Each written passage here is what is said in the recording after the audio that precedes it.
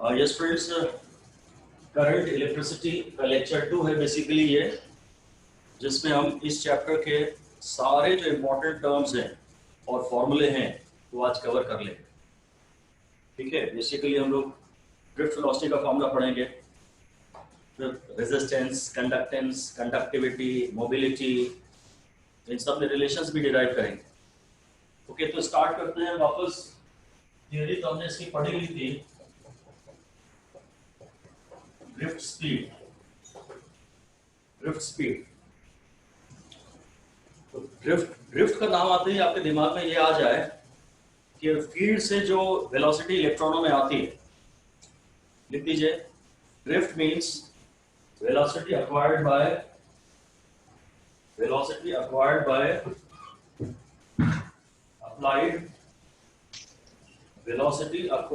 applied external electrical field, velocity acquired by due to applied external electrical field। और अगली line में लिख दीजिए, it is the average velocity of all the free electrons,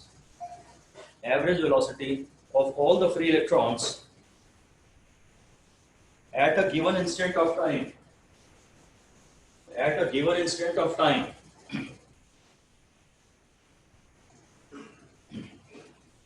मैं हालांकि तो डेरिवेशन के एक दो स्टेप कर रहा हूं, पर ब्रैकेट में आप लिख दीजिए not important, derivation not important.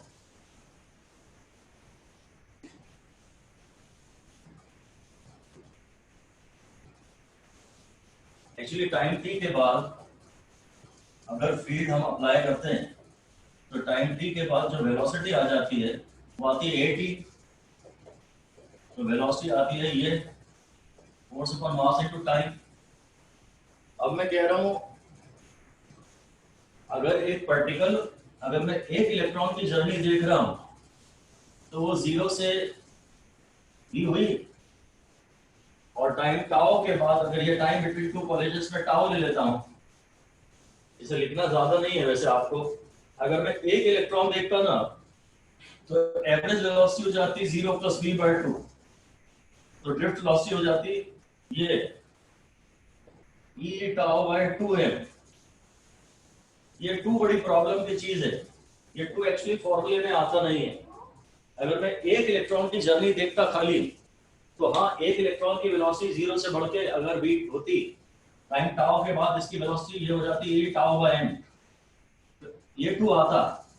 पर एक्चुअली ड्रिफ्ट वेलोसिटी के फॉर्मूले में 2 नहीं आता है, ये बहुत इंपॉर्टेंट है। बहुत सारी बुक्स में ये 2 दिया रहता है नीचे, ये पूरी तरह गलत है, इसका ध्यान दें। एवरेज के नाम पे 2 नहीं आएगा, ये वार्निंग लिख दीजिए। वार्निंग लिख सकते हैं, only if we consider the motion of one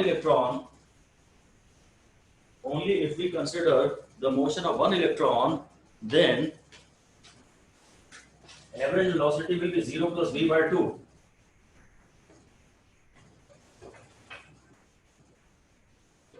अगर एक ही इलेक्ट्रॉन का मोशन कंसिडर करें, then average velocity will be 0 + v/2, and then the formula of drift velocity will be this. Then the formula of drift velocity is this, but this is wrong. ये गलत है।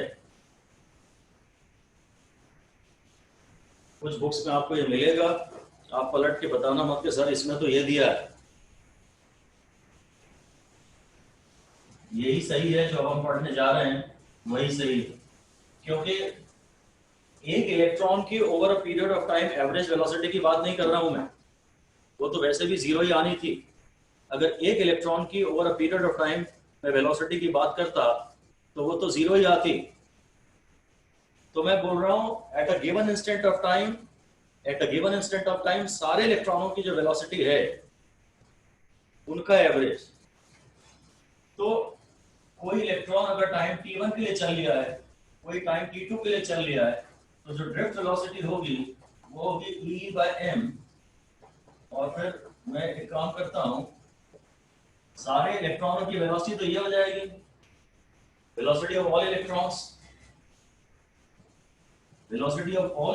जो है सभी electrons की velocity ये हो जाएगी, उनका सम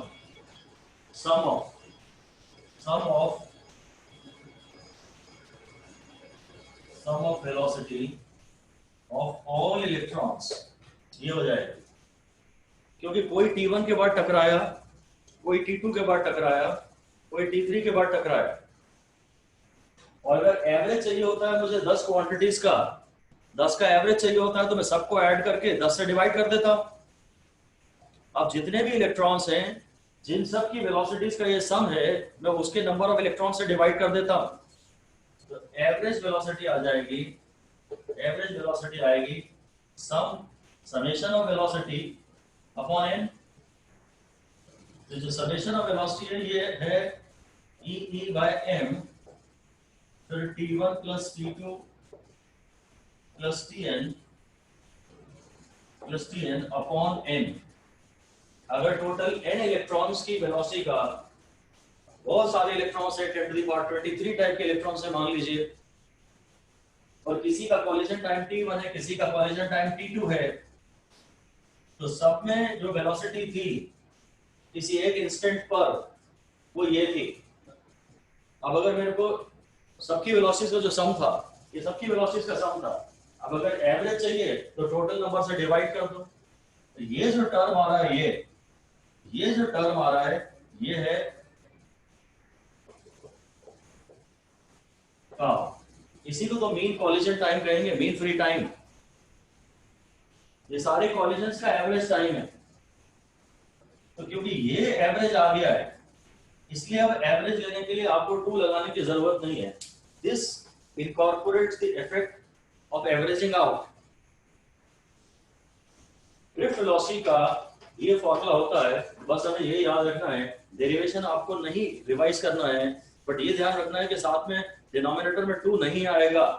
अगर एक इलेक्ट्रॉन की जर्नी में देख रहा होता, अगर एक इलेक्ट्रॉन की जर्नी में देख रहा होता तो 2 आता अपॉन में, पर मैं एक इलेक्ट्रॉन की जर्नी नहीं देख रहा हूं, इसलिए बस ड्रिफ्ट स्पीड या ड्रिफ्ट वेलोसिटी, ड्रिफ्ट स्पीड या ड्रिफ्ट वेलोसिटी, बस आपको तो इसके नाम पे यही याद करना है और ये इंपॉर्टेंट है, ई टाउ बाय m। इसमें अपॉन में 2 नहीं आता है, कोई आपसे पूछने वाला नहीं है कि 2 आता है कि नहीं आता है, मुश्किल ही कोई पूछेगा। और कहीं कहीं किसी बुक में आप देखोगे तो आप डिस्टर्ब मत होना, ठीक है।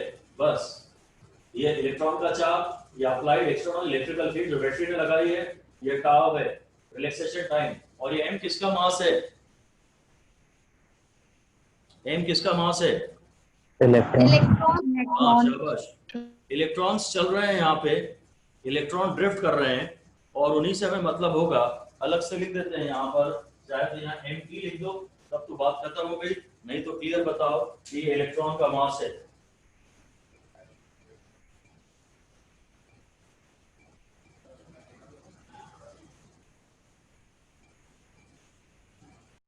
ये जो ड्रिफ्ट वेलोसिटी की वैल्यू आती है ना सॉल्व करने के बाद, इसकी वैल्यू हम आपको दे चुके थे, वो आपको याद करनी है। इसका -4 मीटर पर सेकेंड, 0.1 मिलीमीटर पर सेकेंड, 0.1 मिलीमीटर पर सेकेंड ड्रिफ्ट वेलोसिटी की ये वैल्यू आपको याद होनी चाहिए। इलेक्ट्रॉन्स मेटल में कॉलिजन्स के मारे ज्यादा आगे बढ़ ही नहीं पाते, जो जरा से चलते हैं और फिर टकराते हैं, फिर चलते हैं, फिर टकराते हैं। इनका टाव है 10 to the power -14 seconds.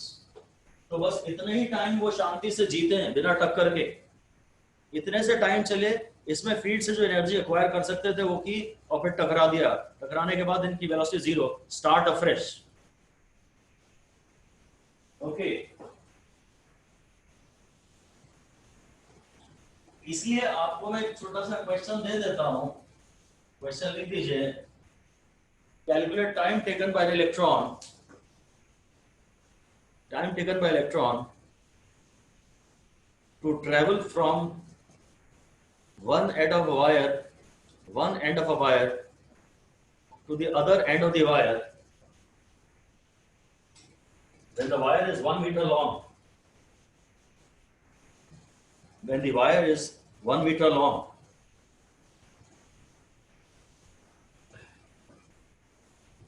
1 metre long wire है,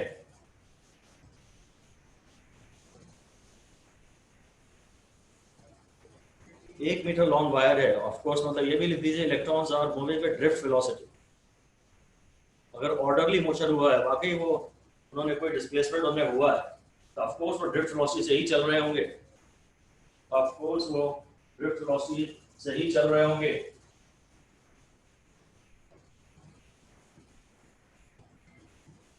तो फिर तो कांस्टेंट वेलोसिटी होती है, velocity is distance upon time, time is distance upon velocity. Distance में 1 मीटर ले रहा हूँ और वेलोसिटी है 10⁻⁴ मीटर पर सेकेंड, तो ये हो जाएगा 10⁴ सेकेंड्स, 10,000 सेकेंड्स। बस यही बताना था आपको, काम का न्यूमेरिकल बिल्कुल नहीं है ये, पर ये आपको बताना था कि अगर सिर्फ 1 मीटर लंबा वायर होगा तो भी ड्रिफ्ट कर करके इलेक्ट्रॉनों को यहां से वहां तक जाने में 10,000 सेकेंड लग जाएंगे। पर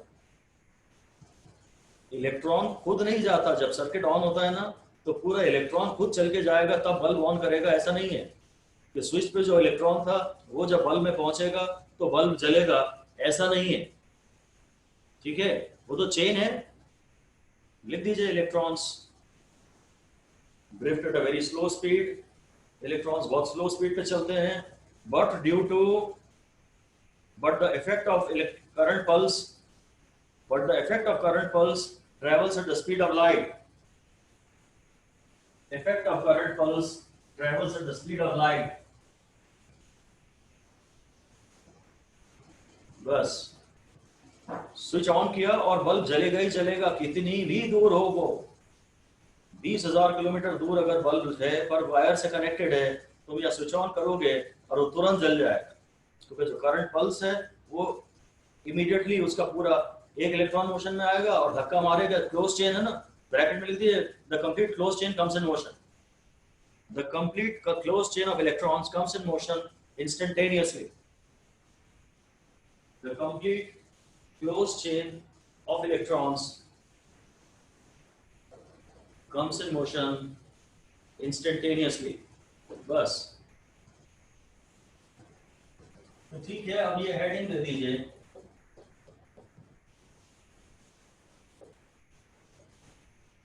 classification of substances as good conductors, bad conductors and insulators।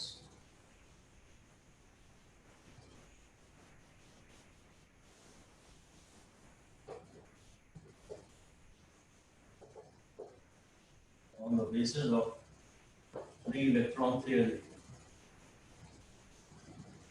classification of substances as good conductors, oblique bad conductors, oblique insulators on the basis of free electron theory। Actually तो बैड कंडक्टर या insulator एक ही बात है, ये तो दोनों से अलग अलग लिखवाना ही नहीं चाहिए। बैड कंडक्टर या insulator on the basis of free electron theory. हम समझते हैं कि सब्सटेंसेस में फ्री इलेक्ट्रॉन्स होते हैं, कुछ इलेक्ट्रॉन्स तो न्यूक्लियस के सगे होते हैं, वो न्यूक्लियस का साथ छोड़ के कभी जाते नहीं, और जो आउटरमोस्ट ऑर्बिट के इलेक्ट्रॉन होते हैं वो न्यूक्लियस से ज्यादा टाइटली बाउंड नहीं होते हैं। अगर कहीं हम बाहर से फील्ड लगाते हैं तो फील्ड के फोर्स के मारे इलेक्ट्रॉन्स मोशन में आ जाते हैं, और इलेक्ट्रॉन्स मोशन में आ जाते हैं तो सर्किट में करंट रहता है। तो जितने ज्यादा फ्री इलेक्ट्रॉन्स होंगे वायर के अंदर उतना जल्दी उसमें करंट एस्टेब्लिश हो जाएगा, उतना ज्यादा करंट बहेगा। ऐसे ही लिख दीजिए more the number of free electrons, more the number of free electrons higher the current. जितने फ्री इलेक्ट्रॉन्स का नंबर ज्यादा होगा उतना ज्यादा सर्किट में करंट बहेगा, उतना ज्यादा सर्किट में करंट बहेगा। तो जो गुड कंडक्टर्स हैं उसके लिए हम बोलते हैं करीब 10⁻28, या कॉपर की बात करता हूं आपसे टिपिकली, ये 8.4 × 10⁻28 इलेक्ट्रॉन्स पर मीटर क्यूब। इतने फ्री इलेक्ट्रॉन, ऑफ कोर्स हम हमेशा केवल फ्री इलेक्ट्रॉन्स की ही बात करेंगे, तो फ्री इलेक्ट्रॉन्स है ऐसा मैं बार बार बोलूंगा नहीं, ऑब्वियस है, बाउंड इलेक्ट्रॉन्स तो they are not participating in conduction. तो जो फ्री इलेक्ट्रॉन्स डेंसिटी है इसको बोलते हैं फ्री इलेक्ट्रॉन डेंसिटी, एन से डिनोट करते हैं, इसको बोलते हैं फ्री इलेक्ट्रॉन डेंसिटी, एन से बोलते हैं फ्री इलेक्ट्रॉन डेंसिटी है ये।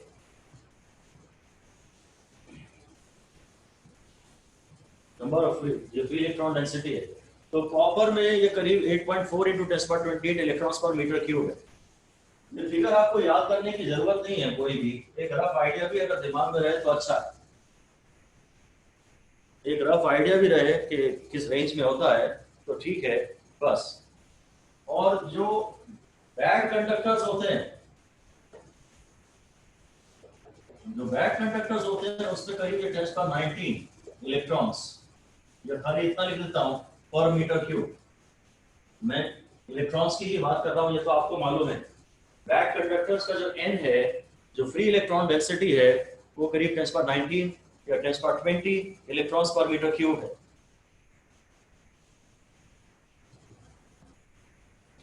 वैसे तो बैड कंडक्टर और इंसुलेटर एक ही बात हुई। जो बैड कंडक्टर है, जो कंडक्ट नहीं कर रहा, वो इंसुलेटर है। इसके तो अलग अलग मुझे हेडिंग देनी ही नहीं चाहिए थी, पर मैं खैर बस ये कहना चाहता हूं, ऐसा लिख दीजिए डैश करके कि इन insulators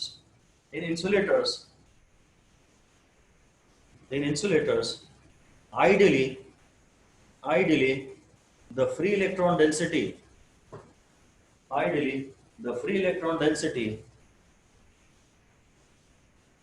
is zero। अगर परफेक्ट इंसुलेटर ही किसी को बोलना है तो उसमें फ्री इलेक्ट्रॉन्स हैं ही नहीं, free electron density is zero. ठीक है, बस जिनमें फ्री, अभी तो इतना ही समझ में आया कि जिनमें फ्री इलेक्ट्रॉन डेंसिटी ज्यादा है, जिनमें फ्री इलेक्ट्रॉन डेंसिटी ज्यादा है वो जल्दी कंडक्शन करने लगेंगे, वो अच्छे कंडक्टर बन जाएंगे बस। और जिनमें फ्री इलेक्ट्रॉन्स है ही नहीं बिल्कुल, शायद वही परफेक्ट इंसुलेटर होंगे। जिनमें फ्री इलेक्ट्रॉन्स है ही नहीं, जिनमें सारे इलेक्ट्रॉन्स बाउंड हैं, रूम टेम्परेचर ब्रैकेट में वहां लिख दीजिए। ये सब हम बात से कर रहे हैं जो रूम टेम्परेचर पे कर रहे हैं। तो अब हम ये डेरिवेशन कर रहे हैं, formula of free electron density. ये डेरिवेशन भी इंपॉर्टेंट नहीं है और एक्स्ट्रा है, एनसीईआरटी में नहीं दिया मतलब एक्स्ट्रा है, पर हाँ हम तो ये डेरिवेशन के रूप में करा रहे हैं। बाय चांस कभी इस पर न्यूमेरिकल तो बन सकता है।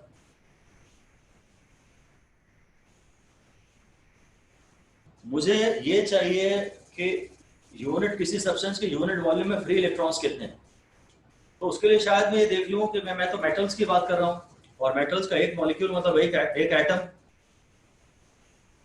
मेटल्स में तो जो मॉलिक्यूल्स हैं वो मोनोएटॉमिक है, तो मैं शायद ये देख लूं कि एक यूनिट वॉल्यूम में 1 मीटर क्यूब में कितने एटम्स हैं और हर एटम कितने फ्री इलेक्ट्रॉन डोनेट कर रहा है कंडक्शन के लिए। लिख दीजिए, late x be the number of free electrons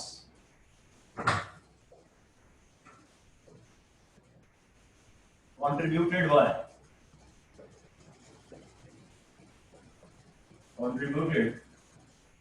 by one atom for conduction, है ना। मतलब x तो वैलेंसी हो गई ना। अब मैं इसको, मेरे को तो कायदे से v से ही लिखना चाहिए था, वो वेलोसिटी भी होता है, वोल्टेज भी होता है, इसलिए मैंने v नहीं लिखा। जो आउटर मोस्ट ऑर्बिट के इलेक्ट्रॉन्स हैं इन्हीं को हम फ्री मान लेते हैं, जो वैलेंसी के बराबर है। तो मुझे अब यही देखना है, number of free electrons per unit volume निकालना है मुझे। Number of free electrons per unit volume is equal to number of free electrons per atom multiplied by number of atoms per unit volume, है ना। मुझे unit volume में free electrons चाहिए, number of free electrons और unit volume. तो number of free electrons per atom यानी valency हो गए, इसको मैं x लिख देता हूं, x into number of atoms और यूनिट वॉल्यूम। अब नंबर ऑफ एटम्स के लिए मैं ये यूज कर सकता हूं number of atoms in the given, number of moles देख लेता हूं एक बार में, number of moles in the given mass of the specimen. जो भी टुकड़ा आपके पास है उसमें टोटल कितने मोल्स हैं, is equal to small m upon capital M, है ना। जो टोटल नंबर ऑफ मोल्स हैं वो small m upon capital M, यानी mass of one atom, mass of one atom upon molar mass. ठीक है, ये सब ग्राम्स में है, मास ऑफ वन एटम भी ग्राम्स में है और मोलर मास भी ग्राम्स में है। ये सब मैंने ग्राम में लिया है।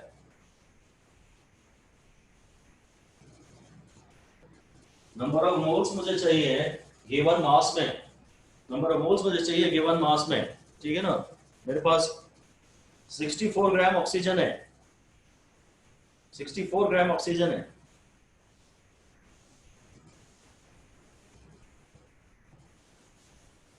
तो एक मोल में होती है 32 ग्राम्स, तो मेरे पास 2 मोल्स हुआ।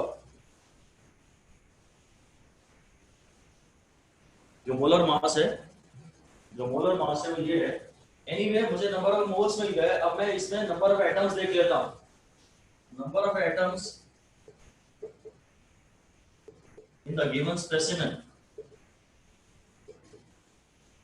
जो भी स्पेसिमेन है मेरे पास उसमें टोटल नंबर ऑफ एटम्स कितने हैं, तो number of moles into Na, Avogadro's number of moles into Na। अब मैं इसको यहां डाल सकता हूं, number of free electrons per unit volume,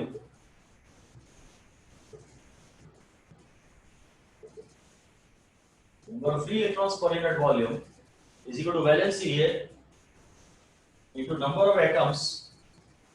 जो वॉल्यूम में नीचे रख रहा हूं, वॉल्यूम यहां की यही है, और नंबर ऑफ एटम्स की जगह है m/m इनटू Na। ये x तो ठीक है, वॉल्यूम को मैं यहां ले आया और नंबर ऑफ एटम्स है number of moles into Na। Total मेरे पास सब्सटेंस m ग्राम्स है। अब ये जो मास अपॉन वॉल्यूम है, जो मास अपॉन वॉल्यूम है डेंसिटी है, तो ये जो n मैं निकाल रहा हूं इसका फॉर्मूला हो गया रो Na x अपॉन m। ये डेरिवेशन हो गया। इस डेरिवेशन को आप खुद ही बेसिक कॉन्सेप्ट से कर सकते हैं, इसीलिए कहीं इसका डेरिवेशन मिलता नहीं है, जरूरत पड़ेगी तो आप खुद ही निकाल लेंगे। ये मास अपॉन वॉल्यूम को, जो गिवन मास अपॉन वॉल्यूम है सब्सटेंस का, जो टोटल मास अपॉन उस सब्सटेंस का जो टोटल वॉल्यूम है, total mass upon total volume substance हो गई, डेंसिटी हो गई, Na एवोगैड्रोस नंबर हो गया, x वैलेंसी हो गई और m मोलर मास हो गया। तो इसको बेसिक मोल कॉन्सेप्ट से आप खुद ही निकाल लीजिएगा। आप गिवन वॉल्यूम में नंबर ऑफ एटम्स देख लीजिएगा और फिर नंबर ऑफ एटम्स को उसकी वैलेंसी से मल्टीप्लाई कर दीजिएगा। यूनिट वॉल्यूम में नंबर ऑफ एटम्स देख लीजिएगा, यूनिट वॉल्यूम में number of atoms, total volume में कितने एटम्स हैं आपको वो मालूम है, तो यूनिट वॉल्यूम में कितने एटम्स हैं उसको वैलेंसी से मल्टीप्लाई कर दीजिएगा, स्मॉल n निकल आएगा। स्मॉल n का क्या, जब आप कैलकुलेशंस करेंगे अगर इस फॉर्मूले से या बेसिक से, तो एक बात ध्यान रख लीजिएगा, देखिए यहाँ पर इंपॉर्टेंट लिख दीजिए, here capital M is the mass of 1 gram mole of the substance, capital M is the mass of 1 gram mole of the substance but in kg,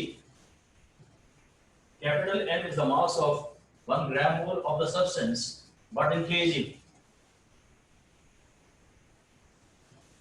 अगर मैं हाइड्रोजन की बात कर रहा हूं तो वो 2 ग्राम्स तो है, पर मुझे उसे मैंने जो अमाउंट कंसीडर किया वो तो 2 ग्राम्स है, क्योंकि 2 ग्राम्स में ही तो Na एटम्स होते हैं, पर कैलकुलेशन में मैं उसको 2 × 10⁻³ लिखूं, है तो 1 ग्राम मोल ही, पर कैलकुलेशंस केजी में हो रही है। जो अमाउंट मैंने लिया है वो तो 1 मोल ही है, और कैलकुलेशंस केजी में हो रही है, एनकेस में हो रही है, और इसीलिए डेंसिटी किन यूनिट्स में डालोगे आप, लिख दीजिए density should be in KG per metre cube. अगर इस तरह से आपको कैलकुलेट करने की जरूरत पड़ जाए तो ध्यान रखिएगा डेंसिटी भी एसआई यूनिट में है, केजी पर मीटर क्यूब में है, डेंसिटी भी केजी पर मीटर क्यूब में है, और रो जो है एम जो है वो 1 ग्राम मोल का मास है केजी में, M is the mass of 1 gram mole in kg. लिख दीजिए 1 gram per centimetre cube is equal to 1 gram per centimetre cube is equal to 1000 kg per metre cube. 1 gram per centimetre cube is equal to 1000 kg per metre cube. जब मैं metre cube की बात करता हूं तो आप imagine करिए बड़ी सी टंकी जिसकी लेंथ ब्रेड्थ हाइट 1 मीटर है, अब उसमें जो पानी आएगा वो तो 1000 किलो आएगा ना। 1000 kg water is occupied in 1 metre cube and 1 gram per centimetre cube, मतलब मैं एक ऐसे क्यूब की बात कर रहा हूँ जिसकी लेंथ ब्रेड्थ हाइट 1 सेंटीमीटर है, तो उसमें जो पानी आएगा वो 1 ग्राम आएगा, और 1 मीटर क्यूब में जो पानी आएगा वो बड़ी सी टंकी में आने वाला पानी है, वो 1000 kg होगा। एनीवे न्यूमेरिकल्स में ये n की वैल्यू आपको दे देंगे। हाँ, डेंसिटी का कन्वर्जन आप हमेशा ध्यान रखें, रिस्की है, रिस्की है। ओके, ये डेरिवेशन हम करने जा रहे हैं, relation between current and drift velocity in a conductor. एक कंडक्टर में करंट में और ड्रिफ्ट वेलोसिटी में रिलेशन डिराइव करने जा रहे हैं। ये डेरिवेशन अगर बोर्ड्स के हिसाब से देख लें तो हाँ ठीक है, एक साथ देने लायक है। 12 बोर्ड में ये डेरिवेशन थोड़े बहुत काम का है। एक कंडक्टर है और ये इसका एरिया है, ये इसकी लेंथ L है, इसमें से कोई मैंने इसके अक्रॉस पोटेंशियल डिफरेंस लगाया है, चलिए ये दिखा देते हैं। ऐसा यहाँ पोटेंशियल डिफरेंस V क्रिएट किया है मैंने, बैटरी V है, बैटरी V वोल्ट की है, इन वायरों पे तो वोल्टेज गिरता नहीं है ऐसा हम मानते हैं। तो ये जो कंडक्टर है, ये कॉपर वायर है, इस वायर के अक्रॉस इस पर जो वोल्टेज गिरा है वो V गिरा है, क्योंकि इसके अंदर फील्ड एस्टैब्लिश हुई है और फील्ड के अलावा वोल्टेज गिरा हुआ। तो मुझे अगर करंट निकालना है तो बेसिकली तो सबसे बेसिक फॉर्मूला तो ये है I is equal to Q by T, और Q को मैं बोल देता हूं फिर NE by T, where N is the total number of free electrons in the wire। Capital N लिखा है मैंने, स्मॉल n नहीं लिखा। Total number of free electrons in the wire, it is total number of free electrons in the wire।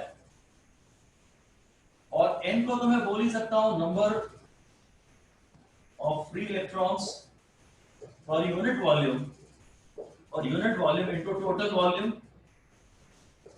इस पूरे wire में जितने भी फ्री इलेक्ट्रॉन्स हैं मैं तो वो देख रहा हूं, तो number of free electrons per unit volume तो n हो गया, ये तो न्यूमेरिकल में हमें डायरेक्टली दे दिया जाता है, और वॉल्यूम है एरिया इनटू लेंथ, I है Q by T, Q है NE by T, N इस पूरे वायर में total number of free electrons हैं, क्योंकि सब मोशन में आ जाते हैं। जैसे ही इसमें मैं करंट लगाता हूं, जैसे ही बैटरी से कनेक्ट कराता हूं, जितने इलेक्ट्रॉन्स मोशन में आ गए वो N है, तो नंबर पर यूनिट वॉल्यूम को वॉल्यूम से मल्टीप्लाई कर देते हैं, वॉल्यूम एरिया इनटू लेंथ, और अब यहां पे लिख देते हैं I is equal to NE by T। N की जगह मैं लिख रहा हूं NaL into E by T, तो इसको लिख रहा हूं NEA into L by T। तो जो L by T है, जो डिस्टेंस अपॉन टाइम है, इस समय वो वेलोसिटी है, और इस समय जो वेलोसिटी है उसका नाम तो ड्रिफ्ट वेलोसिटी है। अभी वायर्स में जो करंट बह रहा है, वो जिस वेलोसिटी के कारण बह रहा है उसका नाम ड्रिफ्ट वेलोसिटी है। अब तो आप जानते हैं जो लेंथ अपॉन टाइम होता है वो ड्रिफ्ट वेलोसिटी होता है। वही वाला केस है, 10,000 सेकंड लगेंगे इलेक्ट्रॉन को 1 मीटर वाट डिस्टेंस ट्रेवल करने में।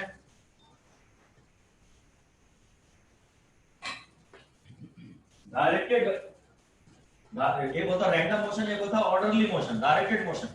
तो डायरेक्टेड मोशन की जो वेलोसिटी है वो मैं यहां लूंगा, रैंडम मोशन की वेलोसिटी तो 0 है, तो ये काफी इंपॉर्टेंट रिलेशन है। आई का formula N E B D, derivation तो एक स्टार का है पर रिजल्ट आपको उसके 3 स्टार देने हैं। रिजल्ट इंपॉर्टेंट है। करंट सबसे इंपॉर्टेंट रिलेशन, पहला इंपॉर्टेंट फॉर्मूला इस चैप्टर में हमारे पास यही आया है, I is equal to N E B D, drift velocity, where drift velocity is equal to e tau by m, है ना। शायद अगर पूरी पूरी समरी दे दूं तो अब तक मैंने आपको यही पढ़ाया है। एक आई का फॉर्मूला है क्यू बाय टी, एक आई का फॉर्मूला है एन ए वी डी, और वी डी का फॉर्मूला है ई टाउ बाय एम। अब तक मैथमेटिकली तो हमने इस चैप्टर में यही पढ़ा है, और काम की सिर्फ मैथमेटिक्स होती है, काम की सिर्फ मैथमेटिक्स होती है। तो अब तक इस चैप्टर की पूरी समरी ये है। जहां मैं चाहूं तो ई को बोल सकता हूं D by L, potential gradient. ये बैटरी का वोल्टेज है, ये बैटरी का वोल्टेज है। जो इंटेंसिटी है, जो इंटेंसिटी है वो V बाय एल है। इंटेंसिटी है potential gradient, intensity minus dV by dx होता था ना। तो यहाँ जो वोल्टेज गिर रहा है वो V है, और वो बैटरी का वोल्टेज है। लेंथ L पे ड्रॉप हो रहा है ये वोल्टेज। वायर में जो पोटेंशियल ग्रेडियंट है वो V बाय एल है। अब तो ये और कंप्लीट समरी हो गई। अब इसमें मैं आपसे पूछता हूं, क्वेश्चन लिख सकते हैं, थोड़ा सा थ्योरी का क्वेश्चन हम दे देते हैं कि what happens to the current in a given wire, what happens to the current in a given wire when the voltage of the applied battery is increased, when the voltage of the battery connected to the circuit is increased। Voltage बढ़ाएंगे तो क्या फर्क पड़ेगा, मतलब theory से जवाब देना है आपको, और सीक्वेंशियली एक एक करके आपको ये बोलना है। वोल्टेज बढ़ाएंगे तो इंटेंसिटी बढ़ेगी, इंटेंसिटी बढ़ेगी तो ड्रिफ्ट वेलोसिटी बढ़ेगी, और ड्रिफ्ट वेलोसिटी बढ़ेगी तो करंट बढ़ेगा। ये बोलना है आपको। ऐसे लिख दीजिए। Number 1, the electrical field establish inside the wire will be more stronger, stronger field create होगी, स्ट्रॉन्गर फील्ड क्रिएट होगी, और स्ट्रॉन्गर फील्ड क्रिएट होगी तो drift velocity will be more, क्योंकि फील्ड ज्यादा तो फोर्स ज्यादा, फील्ड ज्यादा तो फोर्स ज्यादा, और फोर्स ज्यादा तो वेलोसिटी ज्यादा, फोर्स ज्यादा तो एक्सेलरेशन ज्यादा, तो वेलोसिटी ज्यादा। और अगर इलेक्ट्रॉन्स की ड्रिफ्ट वेलोसिटी ज्यादा है, ज्यादा वेलोसिटी से इलेक्ट्रॉन्स चल रहे हैं सर्किट में, तो फिर तो करंट ज्यादा ही होगा। More the drift velocity more the current in the circuit, more the drift velocity more the current in the circuit. पूरी कहानी हमें समझ में आ गई। अगर हम वोल्टेज बढ़ाएंगे तो हमें फील होना चाहिए कि अंदर इंटेंसिटी बढ़ रही है, और अगर फील्ड ज्यादा स्ट्रांग हो रही है, फील्ड ज्यादा स्ट्रांग हो रही है, तब तो निश्चित तौर पे इलेक्ट्रॉन्स पे फोर्स ज्यादा लग रहा है, फोर्स ज्यादा है, एक्सेलरेशन ज्यादा है, तो उनकी वेलोसिटी ज्यादा है, और इलेक्ट्रॉन्स की ड्रिफ्ट वेलोसिटी ज्यादा है, तो करंट ज्यादा बहेगा ही बहेगा। ज्यादा वोल्टेज लगाने से ड्रिफ्ट वेलोसिटी बढ़ जाती है, ठीक है। हालांकि जितना ज्यादा डिसीजन आप मैथमेटिकली लें उतना अच्छा है, थ्योरी से डिसीजन ना लें, पर एक बार के लिए छोटा सा फील चाहिए था कि हो क्या रहा है सब कुछ। वोल्टेज ज्यादा तो फील्ड स्ट्रॉन्गर, फोर्स ज्यादा, वेलोसिटी ज्यादा, करंट ज्यादा। मैंने बेसिकली आपसे ये कहा था कि एक वायर के अक्रॉस लगाई गई बैटरी के, एक वायर के अक्रॉस लगाई गई बैटरी के वोल्टेज को बढ़ाया है, और करंट में रिलेशन पूछ रहा था। इसी को तो आप ओम्स लॉ के नाम से जानते हैं। हेडिंग दे दीजिए, ये ओम्स लॉ, ओम्स लॉ। ये जो डिस्कशन हमने एक्चुअली की है ये ओम्स लॉ के ही थे। और लिख दीजिए वोल्टेज, वोल्टेज मतलब potential difference across a given wire, given बड़ा important है, and voltage potential difference across a given wire is increased,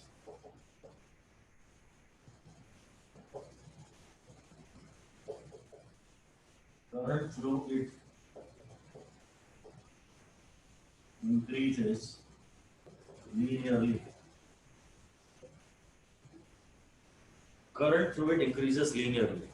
अगर वोल्टेज बढ़ाएंगे किसी वायर में से तो करंट उसमें से लीनियरली बढ़ेगा। मतलब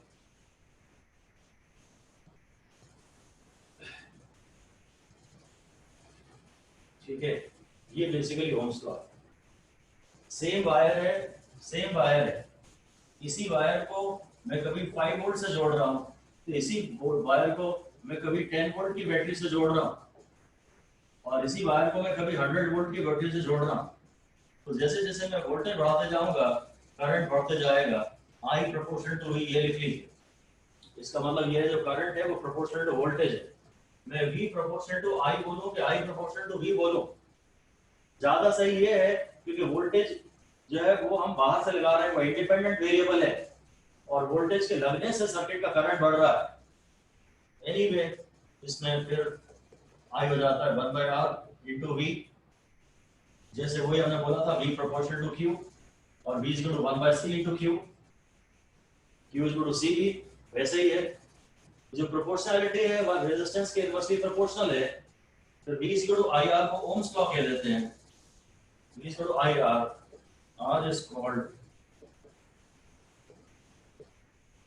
resistance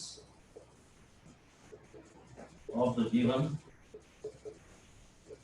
piece, given specimen of wire।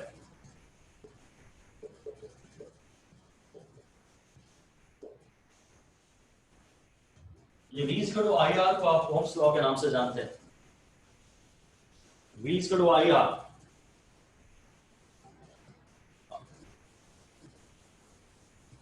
इस फॉर्मूले में R एक कांस्टेंट है। In this formula R is a constant। Q is equal to CV में CV तो कांस्टेंट था। In this formula R is a constant which actually depends upon construction of the wire। But for a given wire अगर R fixed है, तो फिर I के V के बढ़ने से I डायरेक्टली प्रोपोर्शनल है। ठीक है, पर इसमें भी फिर हमें बता देना चाहिए कि भाई हम जो फिजिकल कंडीशंस हैं वो सेम रख रहे हैं। अगर टेम्परेचर चेंज करेंगे ना तो फिर ये रिलेशन ऐसा नहीं रह जाएगा। टेम्परेचर वगैरह चेंज करेंगे, ह्यूमिडिटी वगैरह चेंज करेंगे, तो ये रिलेशन चेंज हो जाएगा। तो वो ब्रैकेट में लिख दीजिए कि valid only when the physical conditions like temperature, pressure, humidity etc are same।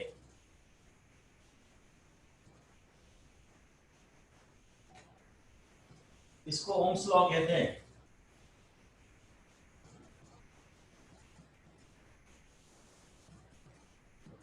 Question है assuming constant R, और ऐसा ही हम करते हैं जब तक वो कुछ नहीं बोलते, यही करते हैं।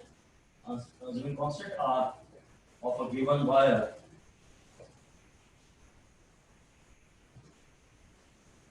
draw its IV graph।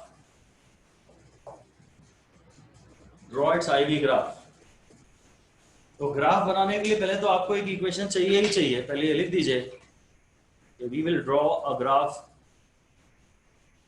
we should draw a graph only when its equation is known।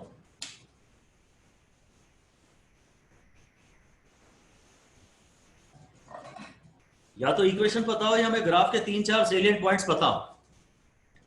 8.00 है, 1.1 है, 2.2 है, 3.3 है, ऐसे पॉइंट्स पता हो क्लियरली, उसकी लिमिट्स पता हो कि 0 के करीब वो कैसा बिहेव करता है और इन्फिनिटी के करीब वो कैसा बिहेव करता है, तो फिर हम ग्राफ बना सकते हैं। और बेस्ट तो है उसका फॉर्मूला पता हो। तो फॉर्मूला तो वही है V इक्वल टू IR। ठीक है, क्योंकि R कांस्टेंट है तो मैं V इक्वल टू IR ले सकता हूं, उसी का ग्राफ बनाना है। पर ये बात जरा ध्यान रखिए कि ये जो पहले बताते हैं ना, ये y एक्सिस पे होता है। लिख दीजिए सॉल्यूशन में, here I is plotted on y axis. जो फर्स्ट मेंशन्ड वेरिएबल है उसको y एक्सिस पे प्लॉट करते हैं। एक्चुअली तो कन्वेंशन ये है कि इंडिपेंडेंट वेरिएबल को x एक्सिस पे बनाते हैं और डिपेंडेंट वेरिएबल को y एक्सिस पे बनाते हैं। v और I में यहाँ v इंडिपेंडेंट वेरिएबल है। एक्चुअली कन्वेंशन ये है, और उससे कोई मतलब नहीं है। अगर वो ऑब्जेक्टिव क्वेश्चन में आपको दे रहा है आईवी ग्राफ बनाइए, 4 ऑप्शंस में, मतलब वो तो ऑप्शंस में दे देगा, एक यहाँ आईवी दे देगा और यहाँ एक ऑप्शन भी आई दे देगा। ऐसा अगर थियरी सब्जेक्टिव एग्जाम के लिए आप बात कर रहे हैं तो हाँ, आईवी ग्राफ का मतलब होता है ये। जैसे कंपेयर कर लेते हैं उससे, IR और ये y एक्सिस पर है, तो I is equal to 1/r into V. ये y एक्सिस है, ये m है, और ये x एक्सिस पे है। तो equation is of the form y is equal to mx। Equation is of the form y is equal to mx। तो ग्राफ कैसे बनेगा? स्लोप पॉजिटिव है कि नेगेटिव है? पॉजिटिव। All right. तो ये I हो गया, ये V हो गया, ये ऐसा हो गया, ये ग्राफ बनेगा। और इंपॉर्टेंट बात केवल यही है, इंपॉर्टेंट बात यह है, लिख दीजिए the slope of the graph is equal to, the slope of the graph is equal to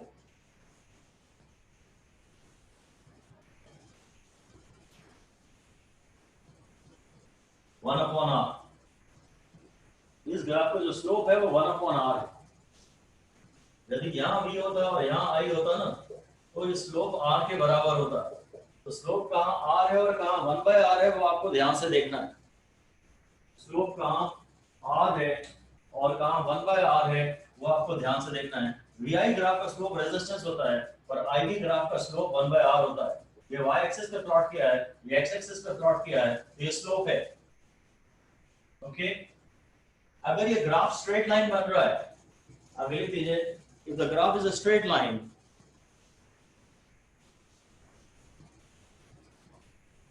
then it is called linear graph। अगर ग्राफ स्ट्रेट लाइन है तो ये लीनियर ग्राफ है। तो जिस इंस्ट्रूमेंट के लिए ये ग्राफ ऐसा लीनियर ऑब्टेन किया गया है, तो लिख दीजिए a device for which DEVICE, device for which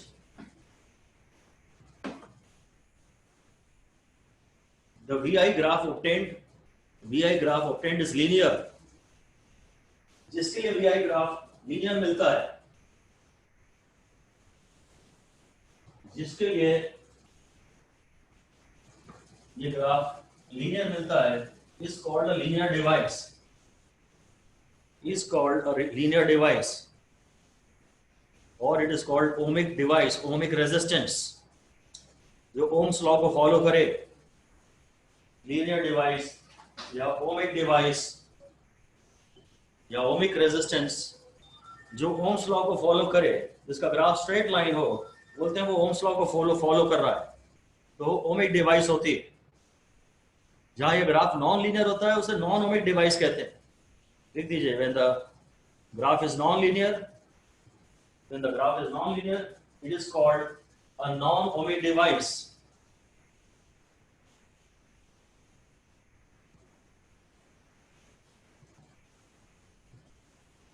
अभी हमने कहा था कि जो आईवी ग्राफ है, आईवी ग्राफ का स्लोप क्या होता है? इसका स्लोप है 1/r, उसको बोलते हैं कंडक्टेंस। उसको G से डिनोट करते हैं, या स्मॉल g से या कैपिटल G से। इसको G से डिनोट करते हैं, कंडक्टेंस को G से डिनोट करते हैं। रेजिस्टेंस R है, कंडक्टेंस G है। ये जो हमें कुछ टर्म्स पढ़ने हैं ना, उनमें एक तो ड्रिफ्ट वेलोसिटी था टर्म, और एक तो रेजिस्टेंस और कंडक्टेंस ही है। तो इनकी यूनिट देख लेते हैं पहले। लिख दीजिए unit of resistance, unit of resistance. तो फिलहाल तो मैं यही बोलूंगा, V equal to IR, formula मालूम है आपको, तो R है V/I, और ये है वोल्ट अपॉन एम्पियर, और इसका नाम हमने रखा है ओम, और इसका सिंबल है ये ओम।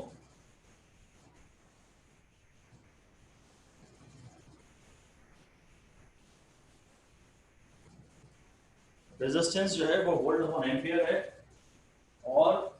ये जहां तक कंडक्टेंस का सवाल है, तो वो जी है, वो 1/r है, वो एम्पियर अपॉन वोल्ट है, वो 1/ओम है, इसलिए वो ओम इनवर्स है। 1/ओम है, ओम इनवर्स है। ओम इनवर्स है तो इसको उल्टा पढ़ो, ये हो गया मोह, है ना। या तो आदमी बोलेगा हरिओम हरिओम हरिओम, या उसको होगा जीवन से मोह, तो ओम का उल्टा है मोह। और इसका फिर सिंबल भी ऐसा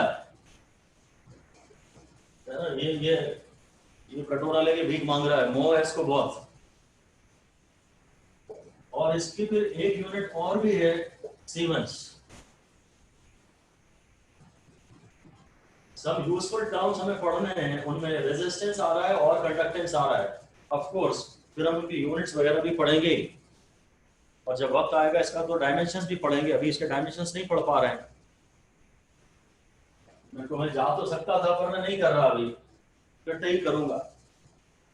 या चलिए बात कर लेते हैं, लिख दीजिए डायमेंशंस, इनके डायमेंशंस भी पढ़ ही लेते हैं।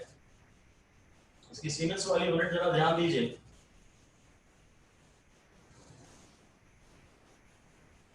तो डायमेंशंस में आर के अगर आपको डायमेंशंस निकालने हो तो वी बाय आई फॉर्मूला मुझे पसंद नहीं है, क्योंकि उसमें वी के डायमेंशंस मुझे वो भी याद नहीं है, डब्ल्यू बाय क्यू से निकालने पड़ेंगे।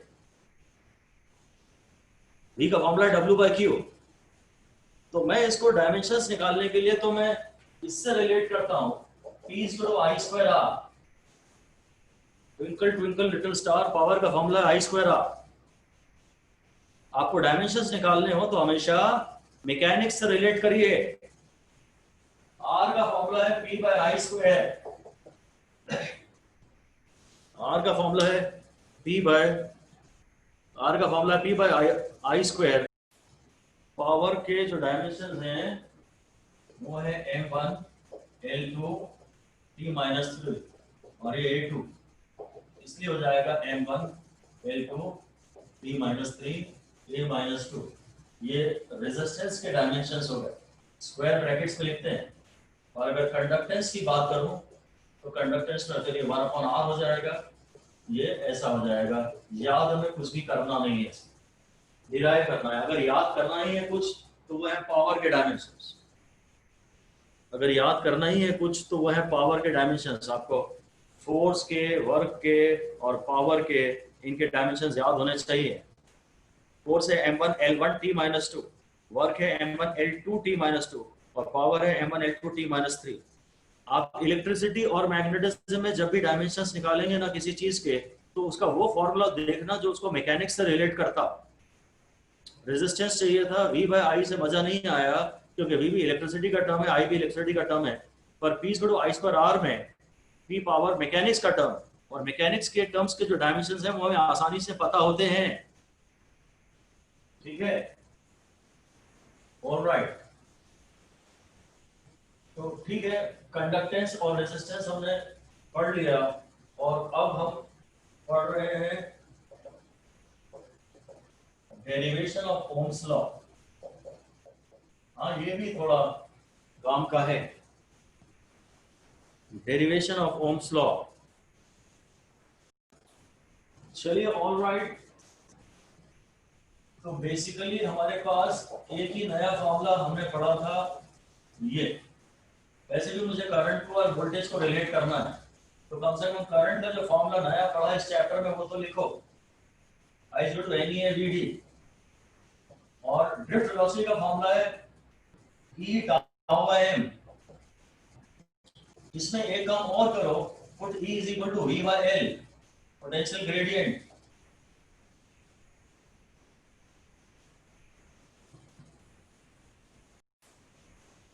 इसको V by L डाल दो, और अल्टीमेटली तुम अगर ओम्स लॉ चाहते हो तो तुम इसको इस फॉर्म में रियलाइज करना चाहते हो, V is equal to IR। तो मैं LHS पे एक्चुअली V लाना चाहता हूं। अभी मैं लिख तो देता हूं, I is equal to NE ये ई और ये ई मिलके स्क्वायर हो गया, ए टाउ बाय एम, और इस ई की जगह होगा वी बाय एल। फिर मैं वी को एलएचएस पे लाना चाहता हूं, तो वी हो जाएगा M L upon N E square tau A, V हो गया एम एल और ये आई हो गया, वी हो गया एम एल और आई और एन ई स्क्वायर ए टाउ।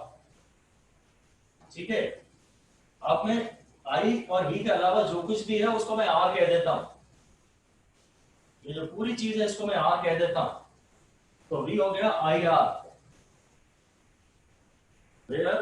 ये ओम्स लॉ का डेरिवेशन हो गया, where R is equal to ये M L upon N E square tau A. अब इसमें भी मैं इस चीज को उठा के रो कह देता हूं, तो R is equal to rho L bye,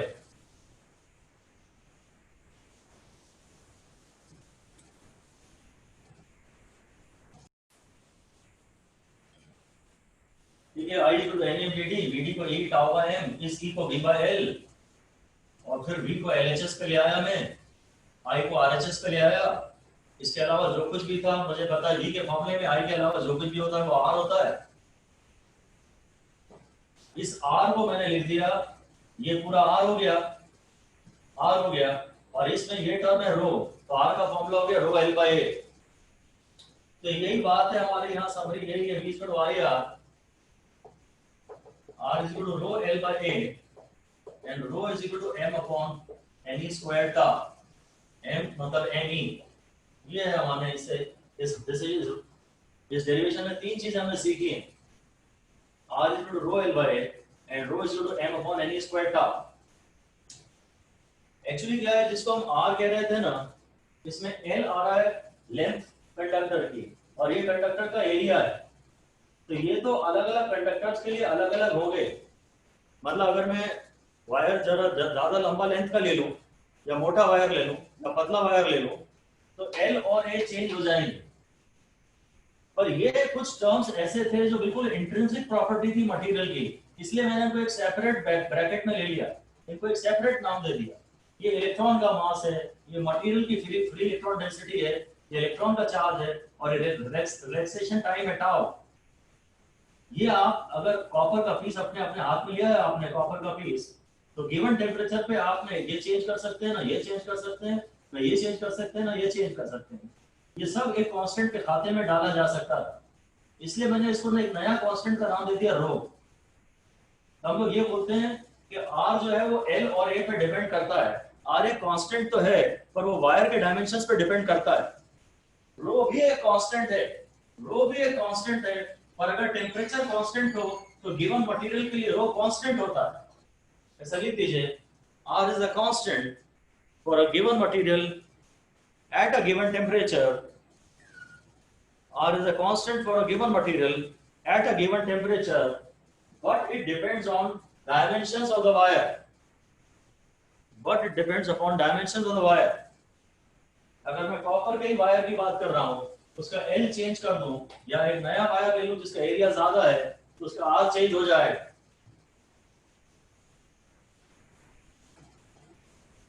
dimension change करने पे रेजिस्टेंस चेंज हो जाएगा। और अगर मटेरियल वही है और टेम्परेचर वही है, तो ये चीजें चेंज नहीं होंगी, ये डायमेंशंस पे डिपेंड नहीं करती। लिख दीजिए, rho is also a constant for a given material, rho is also a constant for a given material at a given temperature. Rho is also a constant for a given material at a given temperature, but it does not depend upon dimensions. But it does not depend upon dimensions.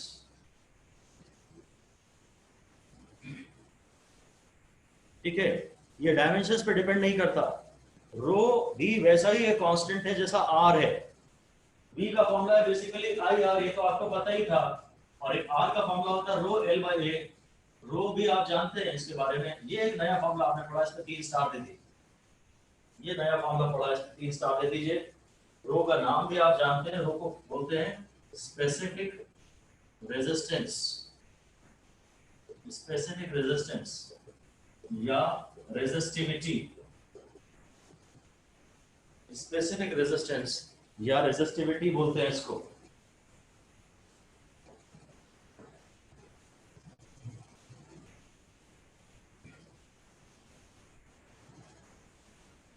ठीक है, रो को बोल देते हैं, रो की अगर आपको definition देनी है तो आप ऐसा बोल दीजिए, rho is the resistance, rho is the resistance of unit volume of a wire material, unit volume of a material, unit volume का जो रेजिस्टेंस है, भाई वॉल्यूम होता है एरिया इनटू लेंथ, वॉल्यूम होता है एरिया इनटू लेंथ, और अगर एरिया वॉल्यूम है एरिया इनटू लेंथ, अगर ए भी 1 है और लेंथ भी 1 है तो वॉल्यूम 1 हुई ना, तो यूनिट वॉल्यूम का जो रेजिस्टेंस है उसे स्पेसिफिक रेजिस्टेंस कहते हैं। ठीक है, आप फिर से लिख दीजिए उस बारे में, आप जानते हैं it's a constant for a given material at a given temperature, it is constant for a given material at a given temperature. Temperature change होगा तो फर्क पड़ेगा, तब क्या चेंज होगा वो मैं आपको बताऊंगा।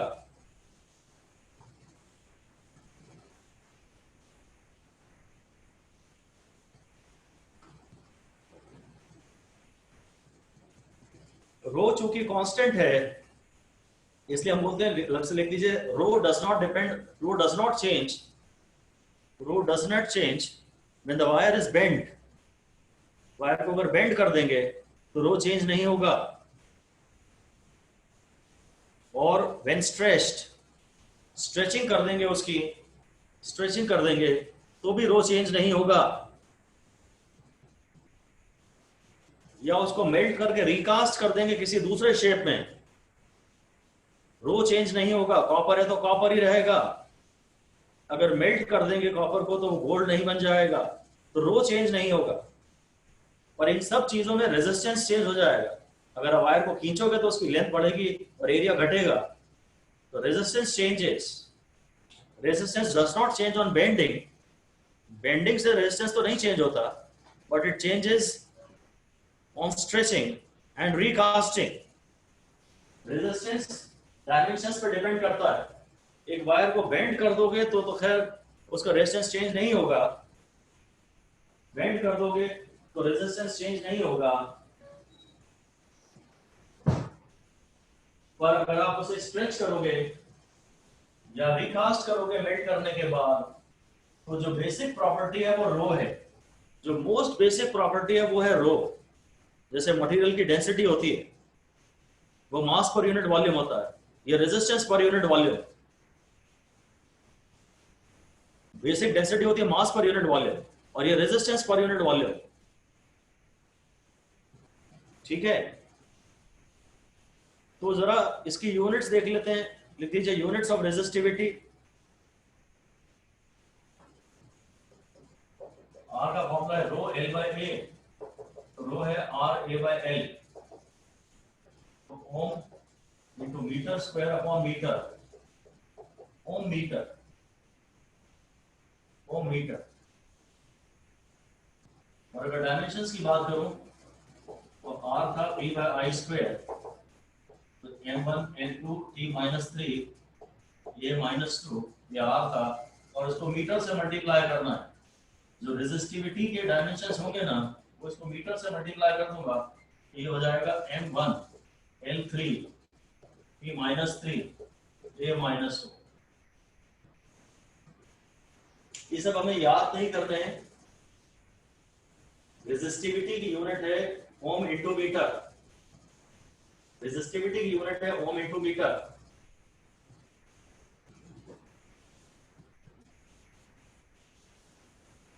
ठीक है,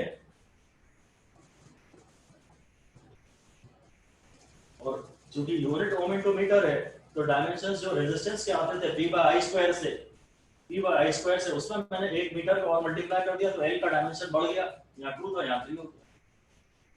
बाकी ये भी लिख दीजिए, for good conductors rho is more, good conductors के लिए रो ज्यादा होता है। गुड कंडक्टर्स के लिए रेजिस्टिविटी स्पेसिफिक रेजिस्टेंस कम होता है, गुड कंडक्टर्स के लिए रो कम होता है। और जो बैड कंडक्टर्स होते हैं उनका रेजिस्टेंस ज्यादा होता है। जो अच्छे कंडक्टर हैं उनका जी ज्यादा होता है, जी फॉर गो, उनमें से करंट ज्यादा गो होता है। जो अच्छे कंडक्टर है उनमें से ज्यादा करंट जाता है, जो रेजिस्टेंस है उनमें से करंट कम जाता है। बेसिकली रेजिस्टेंस को तो हम समझते हैं, रेजिस्टिविटी का भी वही रिलेशन है। कॉपर और एल्यूमिनियम की बात करें तो शायद कॉपर ज्यादा अच्छा कंडक्टर है, तो उसकी रेजिस्टिविटी कम है। ठीक है, जो अच्छे कंडक्टर्स होते हैं उनका रो, उनकी यूनिट वॉल्यूम का रेजिस्टेंस कम होता है। ठीक है, फिर रेजिस्टिविटी पढ़ लिया तो चलिए यहीं पर अब बात कर लेते हैं कंडक्टिविटी की। रेजिस्टिविटी हो गया, स्पेसिफिक रेजिस्टेंस हो गया, तो अब बात कर रहे हैं कंडक्टिविटी की। कंडक्टिविटी को सिग्मा लिखते हैं और ये 1/ρ है। कंडक्टिविटी है सिग्मा, ये 1/ρ है ना। अगर जरूरत पड़े तो ये m/n² टाउ है, सिग्मा ये है। तो इसकी यूनिट्स की बात कर लें, यूनिट्स की शायद काम की है, ये कोई बहुत ज्यादा काम की इसकी जरूरत पड़ती नहीं है। यूनिट्स हो जाएंगे फिर इसकी क्या, 1/ओम मीटर, 1/ओम मीटर यानी मोह पर मीटर, यानी सीमेंस पर मीटर।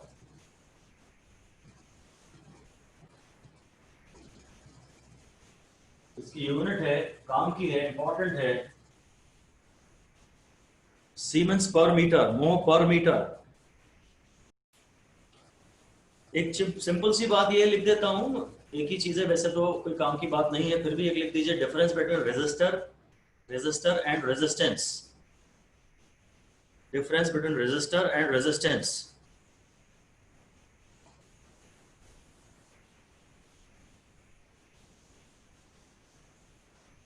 तो बेसिकली कोई भी एलिमेंट जो करंट फ्लो को अपोज करता है उस एलिमेंट को रेजिस्टर कहते हैं।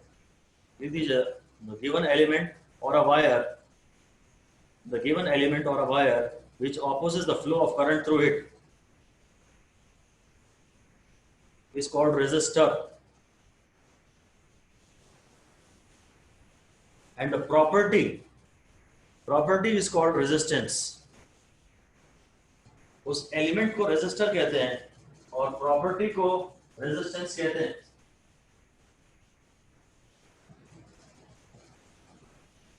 प्रॉपर्टी को रेजिस्टेंस कहते हैं। तो सब एक ही बात है। आप कंडक्टर बोलिए, आप चाहे तो इसे कभी कंडक्टर भी बोलते हैं, कभी रेजिस्टर भी बोलते हैं। इट इज ऑल्सो टर्म्स है, it can also be sometimes termed as conductor. Conductor भी बोल सकते हैं, कभी कभी रेजिस्टर भी बोलेंगे, कभी रेजिस्टेंस भी बोलेंगे। ठीक है, जो कंडक्टर जो कंडक्ट कर रहा है तो उसमें थोड़ा बहुत तो ऑपोजिशन हो गई, तो उसके अंदर थोड़ा बहुत तो रेजिस्टेंस है ही। तो कंडक्टर या रेजिस्टर दोनों वर्ड यूज किए जा सकते हैं एक ही चीज के लिए। जो प्रॉपर्टी है वो है रेजिस्टेंस। ओके, अब ये हेडिंग दे दीजिए, meaning of L and A।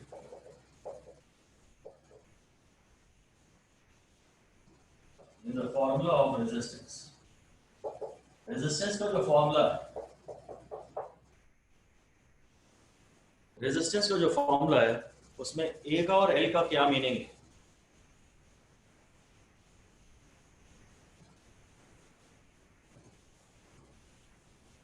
तो इंपॉर्टेंट है ये, क्योंकि इस पे न्यूमेरिकल बनते हैं। लिख दीजिए, L is the length of the current path, L is the length of the current path in the wire,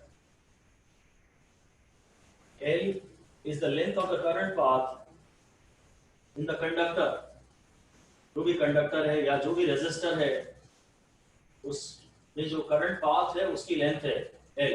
रो तो हमने पढ़ ही लिया है, रो के बारे में तो कुछ पढ़ ही लिया है। And A is the area, and A is the area at right angles. A is the area at right angles to the direction of flow of current.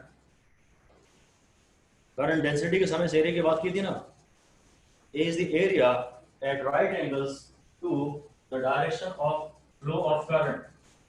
ये ध्यान देना बड़ा ही आवश्यक है, बड़ा ही इंपॉर्टेंट है। L is the length of the current path और A उसका एरिया है। अगर ऐसा टाइप का कोई आपको सपोज वो डेटा दे दे, पूरा ऐसा डेटा दे दे कि यहाँ से करंट आ रहा है और यहाँ से करंट जा रहा है, तो ये जो length of the current path है ये आर्क, इसका रेडियस भी दे देगा, हो सकता है। तो length of the current path है, इसको आप लेंथ लेंगे, ये कैलकुलेशन के लिए लेंथ लेंगे, क्योंकि इतने रास्ते वायर को रेजिस्ट किया गया ना, वायर के आगे बढ़ने के लिए इतने सारे वॉल्यूम में जो एटम्स आ रहे थे उनके कॉलिजन जिम्मेदार थे, और ए जो है वो उसके करंट पाथ के राइट एंगल्स का एरिया, ए जो है वो करंट पाथ के राइट एंगल्स का एरिया है। बड़ा ध्यान रखिएगा, बनते हैं सब पे बढ़िया सवाल।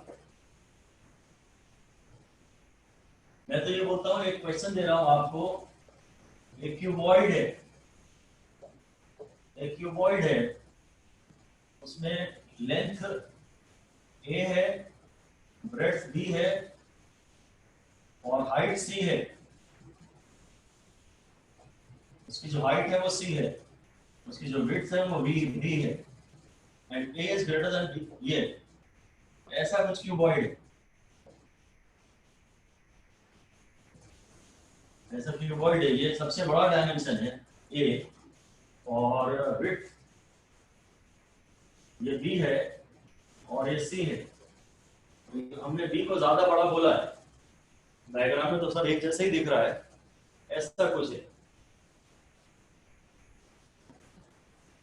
तो क्वेश्चन का पार्ट ए है, एक क्वेश्चन ये कह रहा है कि वॉइड है और कहता है find the resistance across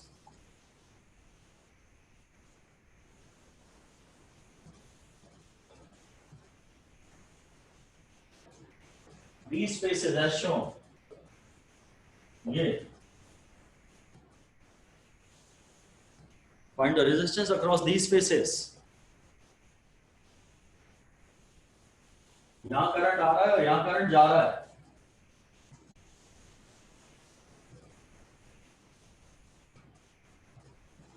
row B upon L into H. हाँ, अब क्या होगा, length of the current path तो ये है B, length of the current path है बी, और ए है इसके राइट एंगल्स पर, एरिया है ए इंटू सी, ये लेंथ। आर का फॉर्मूला है रो एल बाय ए, ये हो गया लेंथ और ये हो गया एरिया, ये आंसर आएगा इसका। रेजिस्टेंस का फॉर्मूला है rho L by A, rho L by A, length of the current path is B, और इस समय जो एरिया है वो ये है ए इंटू सी।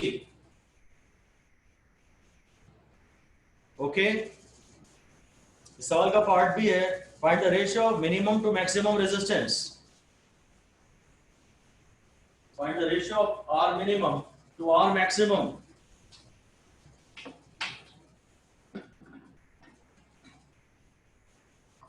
मतलब एक बार शायद आप इन फेसेस से करंट भेजेंगे, यहां से निकलेगा, ऐसा आएगा।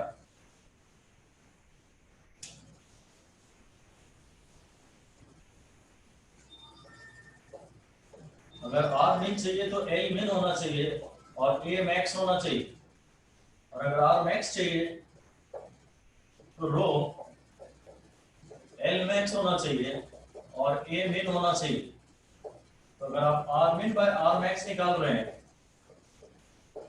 तो आपको एल मिन बाय एल मैक्स लेना चाहिए इनटू ए, आर मिन ले रहे हैं तो एल मिन अपॉन एल मैक्स लेना चाहिए और इनटू ए मिन आर मिन में ए मिन अपॉन ए मैक्स शायद ऐसा आएगा। ये वाला एल मिन अपॉन एल मैक्स आ गया और ये उल्टा आ जाएगा, तो ये ए मिन अपॉन ए मैक्स आ गया।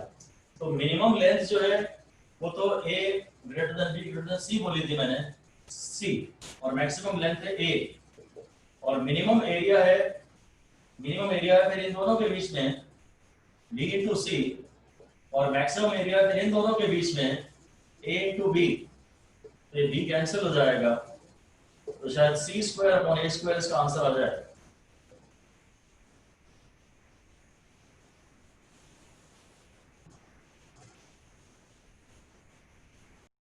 कभी वो इसी क्वेश्चन को इस तरह देता है कि क्यूबॉइड है जिसमें एक फेस रेक्टेंगुलर है और एक फेस स्क्वायर है, वो बी और सी को बराबर दे देता है, और फिर बोलता है रेक्टेंगुलर फेसेस के बीच में रेजिस्टेंस बताओ। तो रेक्टेंगुलर फेसेस के बीच में रेजिस्टेंस बताओ मतलब करंट इस रेक्टेंगुलर फेस पे एंटर कर रहा है और उस रेक्टेंगुलर फेस पे एग्जिट कर रहा है।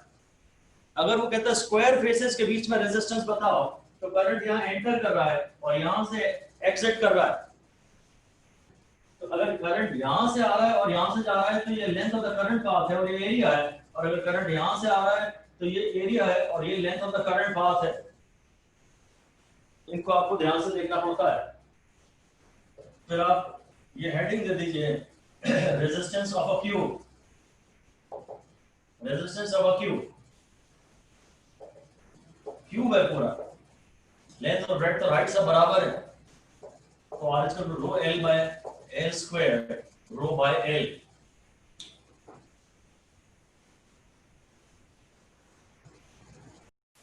इस पे क्वेश्चन लिख दीजिए, a cube is cut into 64 identical pieces. A cube is cut into 64 identical pieces. Its resistance changes by a factor of. Its resistance changes by a factor of. हाँ basically ये है कि वॉल्यूम जो है हर छोटे cube की 1/64 हो गई है, वॉल्यूम 1/64 हो गई है, तो L का क्यूब 1/64 हो गया, तो L जो है वो 1/4 हो गया, तो 4 into 4 into 4 is 16 into 4, 16 4 is 64, तो लिख दीजिए edge of each small cube becomes 1/4,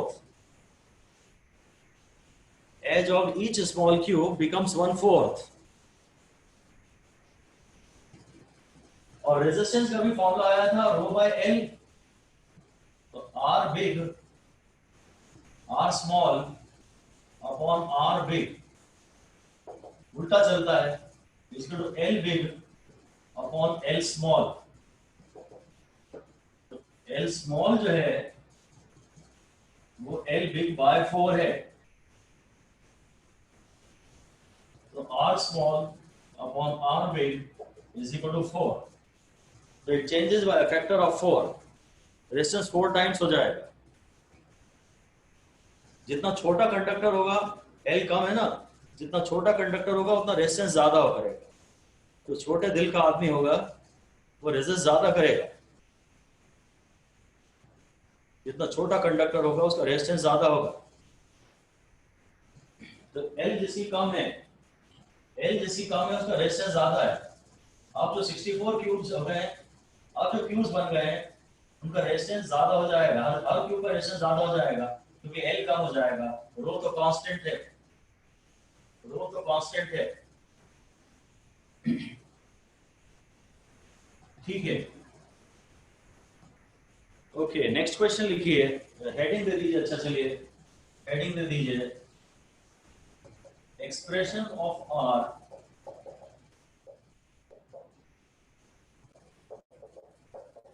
in terms of length। Resistance का जो फॉर्मूला था वही पढ़ रहे हैं लेंथ के टर्म्स में, मतलब हमने एरिया को एलिमिनेट किया है। Expression of R in terms of length, R का फॉर्मूला होता है रो एल बाय ए, और मतलब लेंथ एंड मास, ऐसा कर दीजिए, लेंथ एंड मास, मास का टर्म पिक्चर में लाना है। मास का फॉर्मूला होता है डेंसिटी इनटू वॉल्यूम, तो मास होता है DAL, m equal to DAL, एडल, mass equal to DAL, mass is equal to density into volume. ये फॉर्मूला याद रखेंगे तो आपको मेडल मिलेगा।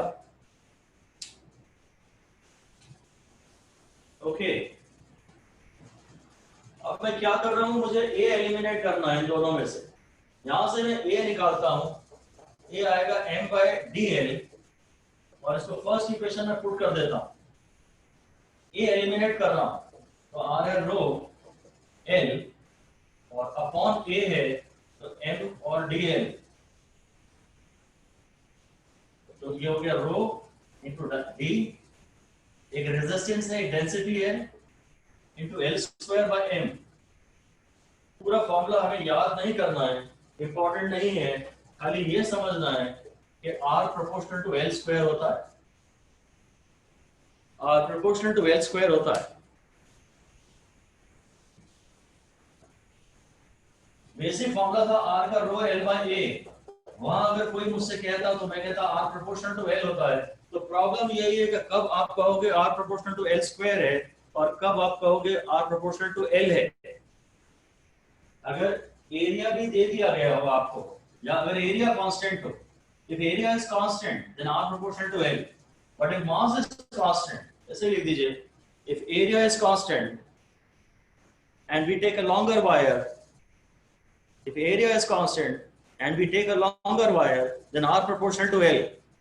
अगर उतने ही एरिया का थोड़ा लॉन्गर वायर आप बाजार से खरीद के लाएंगे, वही एरिया का, जिस एरिया का आप पहले लाए थे उतने ही एरिया का अगर आप थोड़ा लंबा वायर आप खरीद के लाएंगे, तो लेंथ अगर आप डबल लाएंगे तो उसका रेजिस्टेंस डबल होगा।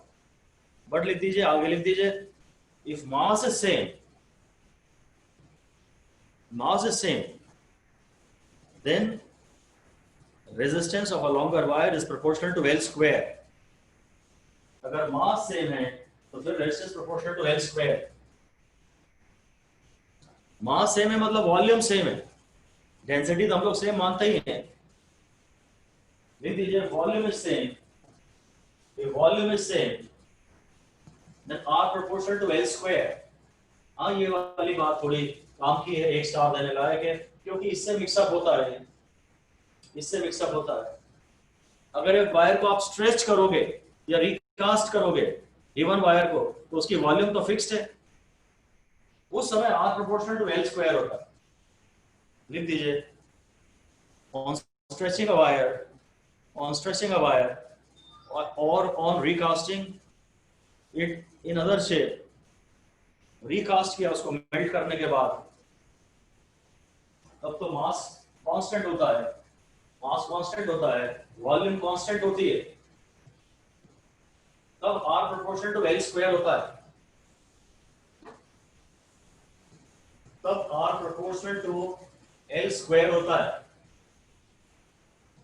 ये बात आपको न्यूमेरिकल्स में बड़े बारीकी से पढ़नी पड़ेगी। R प्रोपोर्शनल टू L लेना है कि R proportional to L square लेना है, ये हमें जरा ध्यान से अच्छे से सवाल को 2-3 बार पढ़ना पड़ेगा। होते तो बड़े ही छोटे सवाल हैं और इसीलिए बड़ी आसानी से गलती हो भी जाती है। ठीक है, एक्चुअली क्या है कि अगर मैं एक वायर को खींचता हूं, गिवन वॉल्यूम के वायर को खींचता हूं, तो उसका रो L बाय A इसलिए नहीं लगेगा क्योंकि अब A कांस्टेंट नहीं है ना। जब आप वायर खींच रहे हो तो L तो बढ़ रहा है और A इंटू L कांस्टेंट है, तो L proportional to 1 by A है ना, rather A proportional to 1 by L है। तो इसकी जगह मैं 1 बाय L डाल दूंगा तो L ऊपर आ जाएगा। जब आप गिवन वायर को खींच रहे हो तो उसकी लेंथ बढ़ रही है और एरिया कम हो रहा है और रेजिस्टेंस 2 कारणों से बढ़ रहा है।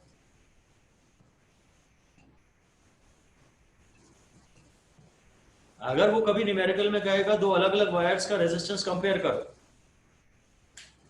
और उनका एरिया उसने सेम दिया हुआ होगा, तो रेजिस्टेंस प्रोपोर्शनल टू L होगा। और अगर वो कभी एरिया के बारे में जानकारी देता ही नहीं है तो अक्सर फिर ये फॉर्मूला लगता है R proportional to L square वाला, ठीक है।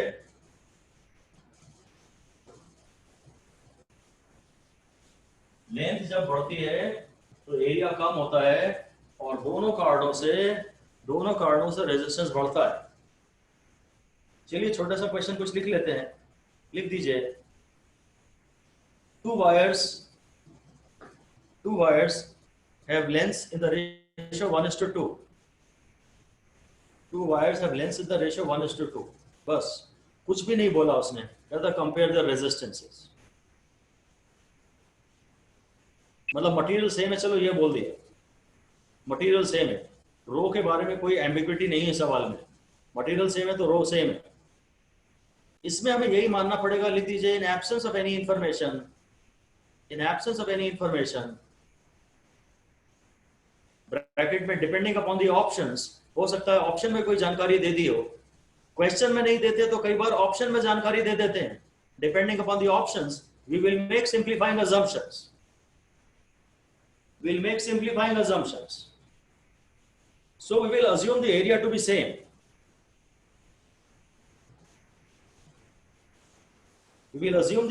same, and therefore R proportional to L. Therefore, R1 by R2 is equal to L1 by L2. R1 by R2 is equal to L1 by L2.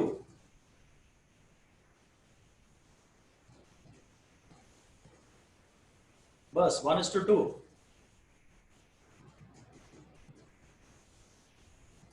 और अगला question लिख दीजिए। Two wires of same material and same volume। अब same volume उसने बड़ा direct दे दिया, वो इतना डायरेक्ट कैप देता भी नहीं है कई बार, सेम वॉल्यूम दे दिया तो प्रॉब्लम ही खत्म हो गई। Have length in the ratio 1:2, इनकी लेंथ का रेशियो 1:2 है, तो फाइंड द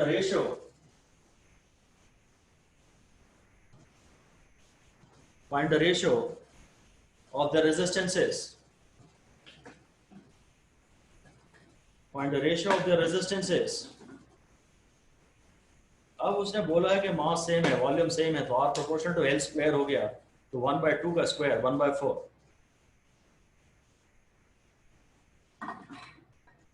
कर तो आप सब लेंगे अगर आप अननोन सही पहचान जाएं तो।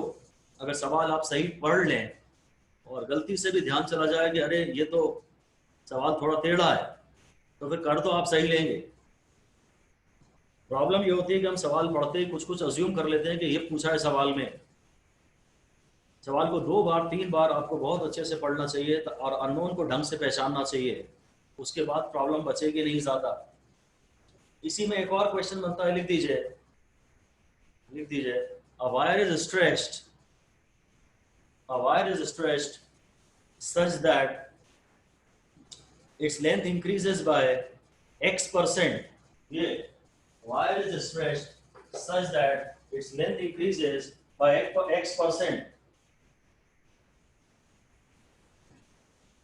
वायर को स्ट्रेच करते हैं इस प्रकार से उसकी लेंथ x% बढ़ जाती है। What is the percentage change in resistance?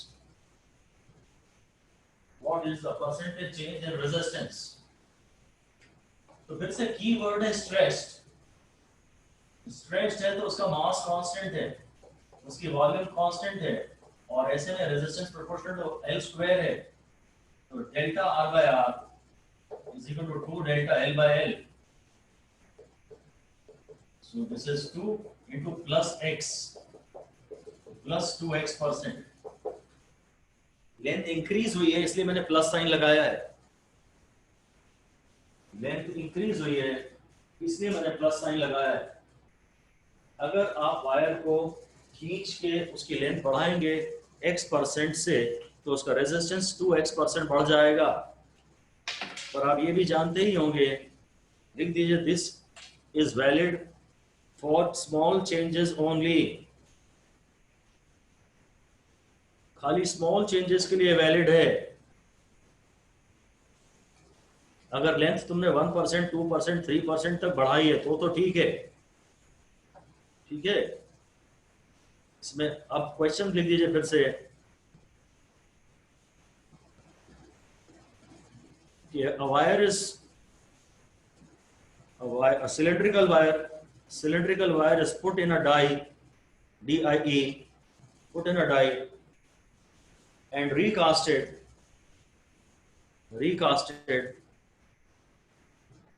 in a wire of length 1.2 times. उसको पिघलाया, गगलाया और उसकी लेंथ 1.2 टाइम्स कर ली. Now the percentage change in resistance is length 1.2 times हो गई है. अब हमें एग्जैक्ट मेथड लगाना पड़ेगा, एग्जैक्ट मेथड. और एग्जैक्ट मेथड ये कहते हैं क्योंकि लिख लीजिए the percentage change is not small. Percentage change छोटा नहीं है. It's a big percentage change. 20% का चेंज है एक्चुअली. 20% का चेंज है. अब मुझे निकालना है R2 माइनस R1. ये होता है चेंज अपॉन R1 यानी फ्रैक्शनल चेंज. इनटू 100 कर दूंगा, ये हो जाएगा परसेंटेज चेंज.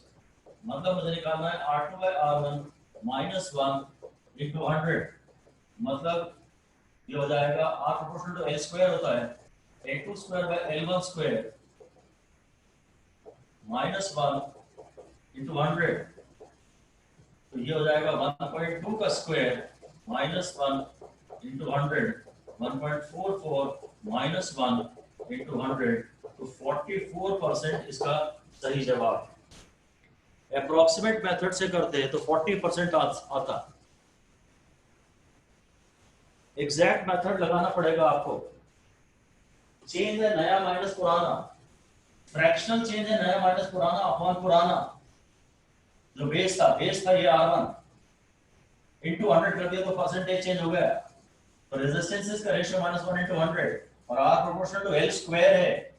लेंथ हो गई है 1.2 टाइम्स. अगर ऑप्शन पास दिए हैं तो फिर आपको एग्जैक्ट मेथड से निकालना पड़ेगा. और ऑप्शन अभी भी बहुत दूर दिए हैं. तो 40 के आसपास जो आंसर है वही सही है. आप बोलते हैं R proportional to L square. आप अप्रोक्सीमेट मेथड से बोलते हैं delta R by R is equal to 2 delta L by L. ये अप्रोक्सीमेट मेथड होता. तो उससे आंसर आ जाता 2 इंटू 20%. तो 40%. अप्रोक्सीमेट मेथड कहता 40% और एग्जैक्ट मेथड से आंसर आ रहा है 44%. तो डिपेंड करेगा कि ऑप्शंस कितने पास हैं, उस पर आप डिपेंड करेगा. वैसे प्रेफरेबल तो एग्जैक्ट मेथड की ही प्रैक्टिस है. लिख दीजिए एक्सप्रेशन ऑफ R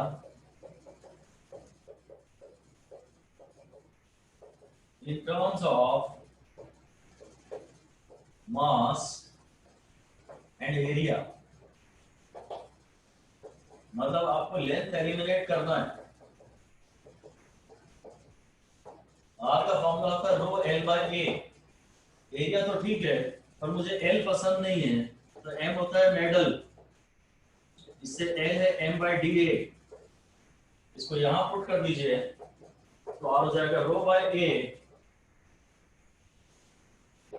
R हो जाएगा rho by A into L. L है M बाय DA. तो रेजिस्टेंस हो जाएगा rho M by D into 1 by A square. और मुझे पूरे फॉर्मूले से कोई मतलब नहीं है, सिर्फ मुझे इस बात से मतलब है अगर मास कांस्टेंट है और लेंथ नहीं दी है तो resistance proportional to 1 by A square हो जाएगा. फिर से वही बात है, अगर पूरी जानकारी दी है तो कभी R proportional to 1 by A होगा, कभी R proportional to 1 by A square होगा. आपको ध्यान से देखना पड़ेगा कि कब क्या होगा. अगर मास कांस्टेंट है, ये मैसेज कहीं भी आ रहा है डायरेक्टली या इनडायरेक्टली कि मास कांस्टेंट है. अगर मास कांस्टेंट है तो ये फॉर्मूला है और अदरवाइज ये फॉर्मूला है.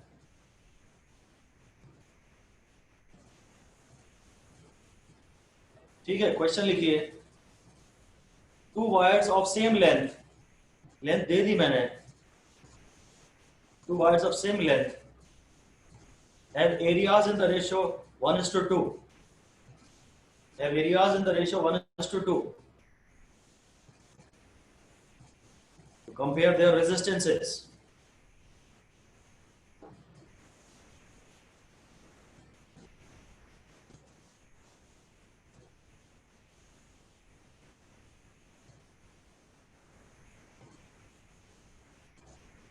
हाँ, यहाँ उसने बोल दिया है कि लेंथ सेम है, तो फिर कोई प्रॉब्लम नहीं है।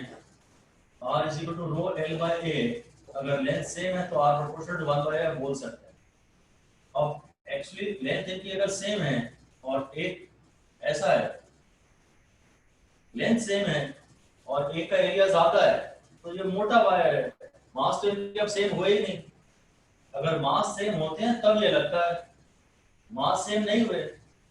और अब हम अलग से थ्योरी से भी जानना चाहते हैं कि जो मोटा वायर है उसमें करंट के बहने का रास्ता ज्यादा है। ये तो डेफिनेटली जहां जहां भी आप घर में जो हाई करंट डिवाइसेस होती है, घर में जो भी डिवाइसेस हैं जिनका पावर ज्यादा है, जिनमें करंट ज्यादा जाता है, वो मोटे वायरों से कनेक्टेड होती है। तो thick wire has lesser resistance, लिख दीजिए, thick wire has lesser resistance and provides a bigger area for the more current to flow through it. जो थिक वायर होते हैं उनका रेजिस्टेंस कम होता है, जो थिक वायर हैं उनका रेजिस्टेंस कम होता है, वो अपने अंदर से करंट को जाने के लिए ज्यादा एरिया दे रहे हैं। जो बहुत पतले वायर हैं, हम लोगों के घर में ज्यादातर तो पतले पतले वायर होते हैं, ज्यादातर डिवाइसेस पतले वायरों से जुड़ी होती हैं, क्योंकि हमारे बहुत ज्यादा करंट वाली डिवाइसेस हम अपने घर में थोड़ी ना यूज करने वाले हैं, फैक्ट्री थोड़ी चला रहे हैं कोई घर में। जरा सा तो बल्ब है, 2 वाट 4 वाट के एलईडी पे उतर आए हैं आजकल, तो उसमें जरा सा तो पावर जाएगा, तो पतले वायर होंगे। अलग से ध्यान रखें, थियरी में तो अच्छा काम आएगा कि मोटा जो वायर होता है उसका रेजिस्टेंस कम होता है। अब इस बात को लिख दीजिए अगले क्वेश्चन को। इसमें एक मिनट ये कर लेते हैं, अभी जब मास सेम है ना तो रेजिस्टेंस प्रोपोर्शनल टू 1/एरिया है, और एरिया को मैं पाई आर स्क्वायर लिख सकता हूँ। सिलेंड्रिकल वायर है ना, एरिया स्क्वायर आया था, अभी स्क्वायर आया था, तो radius resistance proportional to 1/a square proportional to 1/r to the power 4। तो जो डेल्टा r बाय r है हो जाएगा -2 डेल्टा a बाय a या -4 डेल्टा r बाय r, ऐसा कुछ हो जाएगा। ठीक है, अगर मास सेम है तो ऐसा भी न्यूमेरिकल बन जाएगा।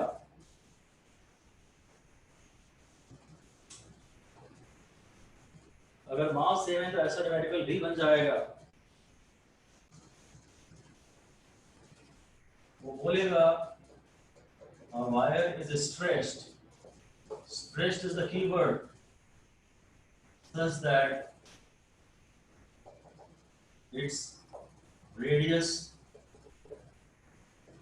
decreases by 2%. Find the percentage change in resistance. सारे साइन आपको पूरे ध्यान से देखने होंगे। A wire is stretched such that its radius decreases by 2%. Find the percentage change in resistance.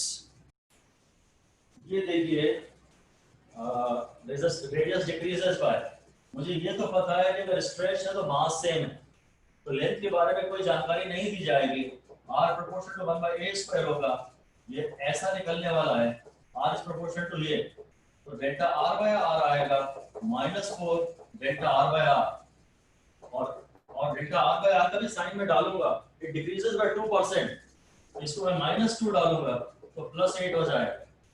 आप वायर को खींच रहे हैं, उसकी लेंथ बढ़ रही है, उसका एरिया घट रहा है, रेडियस घट रहा है, रेडियस घट रहा है, तो ज्यादा बड़ा दरवाजा ही नहीं है करंट के अंदर जाने का। पाइप छोटा हो गया है, पानी ज्यादा कहां से बहेगा। कभी भी जब रेडियस छोटा हो जाएगा, कभी भी जब रेडियस छोटा पतला वायर, कोई फिर से दिमाग में बोलिए कि thin wire has more resistance and the wire now becomes thinner. आपने वायर को खींचा है और उसका रेडियस डिक्रीज हुआ है, जो थिन वायर होता है, जो थिन वायर होता है वो ज्यादा रेजिस्ट करता है, जो पतला वायर होता है उसका रेजिस्टेंस ज्यादा होता है। तो ये भी माइनस डालना था, ये भी माइनस डालना था, ये है। ऐसे ही अगला क्वेश्चन ये लिखिए, mercury is contained in a cylindrical vessel.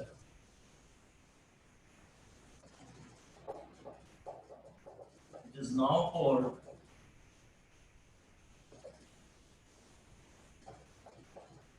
in another cylindrical vessel. Of double the radius. है तो ये भी सिलेंडर और रेडियस डबल है। R2 is equal to dash R1। उतनी ही मर्क्यूरी को एक दूसरे सिलेंडर में डाल दिया है और उसका रेडियस जो है डबल है। फिर से यहाँ मैसेज है कि उतनी ही मर्क्यूरी को 1/16। ठीक है, उतनी ही मर्क्यूरी को आपने कोर किया है तो मास सेम है।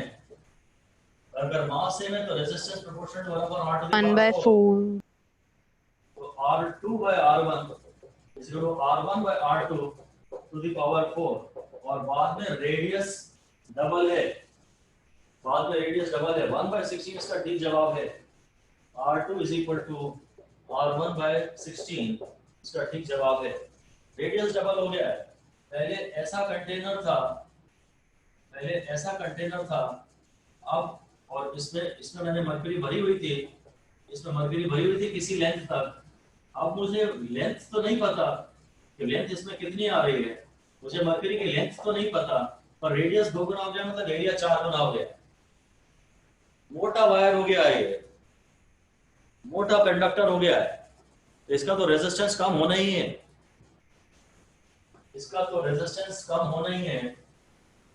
जिसका एरिया ज्यादा है उसका रेजिस्टेंस कम है, उसका रेजिस्टेंस कम है।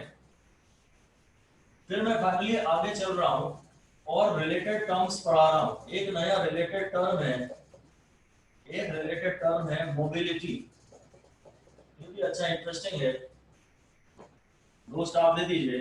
मोबिलिटी को म्यू से लिखते हैं और इसका फॉर्मूला है VD by E।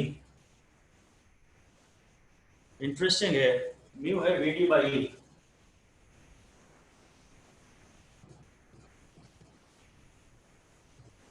drift velocity created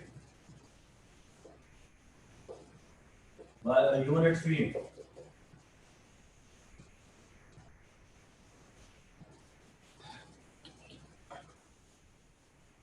ये बेसिकली ये भी सब्सटेंस की प्रॉपर्टी होती है कि किस सब्सटेंस में थोड़ी फील्ड लगा के ज्यादा ड्रिफ्ट वेलोसिटी ऑब्टेन की जा सकती है। This is the property of substance, the property of substance आप जरूर समझते हैं। गुड कंडक्टर्स अगर हैं, in a good conductor, in a good conductor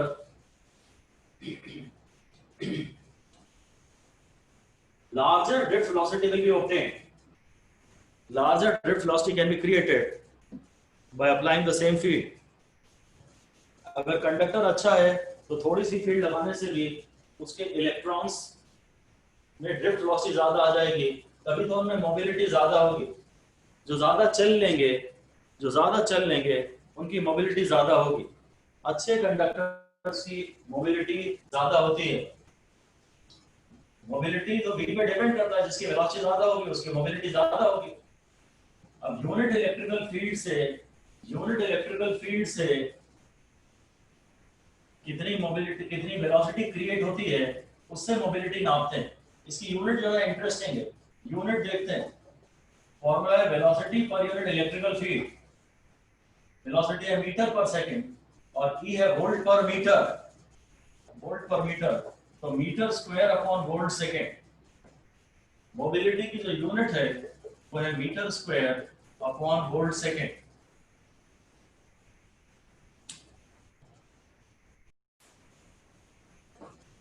क्योंकि मोबिलिटी को आप VD by E कहते हैं, इसलिए चाहे तो आप इसका फॉर्मूला लिख सकते हैं ई का फॉर्मूला था ड्रिफ्ट वेलोसिटी का ई टाउ बाय, और एक ये ई कट गया, इसलिए मोबिलिटी का एक फॉर्मूला आ गया ई टाउ बाय। ऐसे ये बहुत काम का तो नहीं, इसकी ज्यादा जरूरत तो नहीं पड़ती है, पर हाँ डेरिवेशन आसान है, जरूरत पड़ेगी तो कर लेंगे। म्यू है V D by E, drift velocity है E tau by M, E cancel हो गया तो E tau by, E tau by. और अब ज्यादा काम की चीज है relation between sigma and mu. Conductivity जो था ना 1 अपॉन रेजिस्टिविटी, कंडक्टिविटी जो 1 अपॉन रेजिस्टिविटी था उसमें और मोबिलिटी का रिलेशन, मोबिलिटी है वी डी बाई ई, यह ई टाउ बाय एम इंटू ई, ऐसा हो गया। और मुझे सिग्मा का ये फॉर्मूला तो पता ही है 1 बाय रो, रो का फॉर्मूला था m upon n square tau, m upon n square tau. तो इसमें से मैं ये टाउ बाय m निकाल सकता हूं, जैसे कि टाउ बाय m जो है वो e है,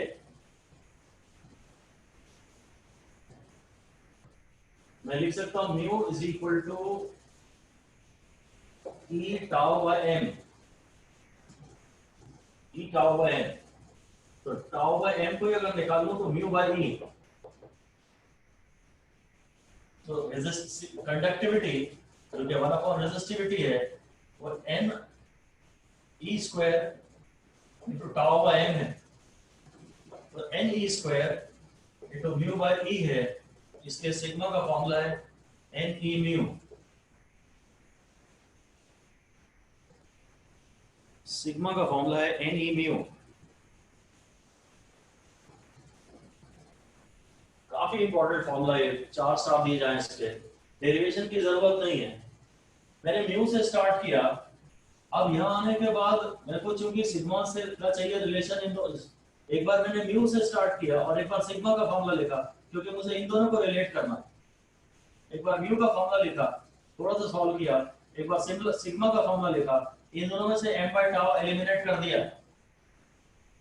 ये अपने आप में इंपॉर्टेंट फॉर्मूला आ गया, है काफी इंपॉर्टेंट है, sigma is equal to N e mu.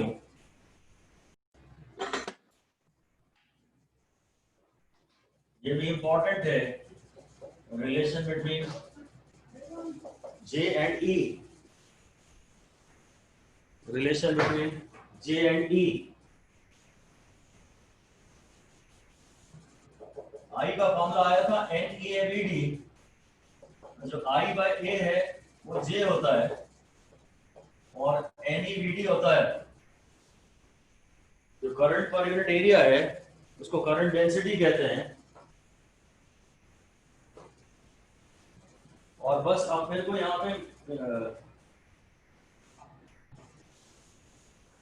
J का तो फॉर्मूला ये आ गया I by A से, और अभी म्यू का फॉर्मूला अभी भी मैंने पढ़ा, वो मेरे को वापस लाना पड़ेगा। VD की जगह लिख सकता हूँ म्यू ई में, VD की जगह लिख सकता हूँ म्यू इंटू ई। तो J का फॉर्मूला है NE और VD, VD की जगह mu E, NE mu into ई। तो NE म्यू को अभी मैंने सिग्मा कहा है, तो J का फॉर्मूला सिग्मा ई, और भी ज्यादा इंपॉर्टेंट हो गया ये भी काफी ज्यादा इंपॉर्टेंट है। जो सारे वेरिएबल्स हैं वो इस तरह से रिलेट हो गए,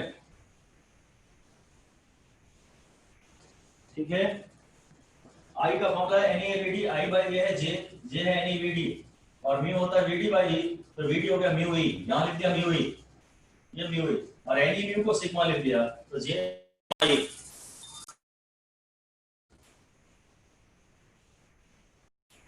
ये कंप्लीट समरी है। ये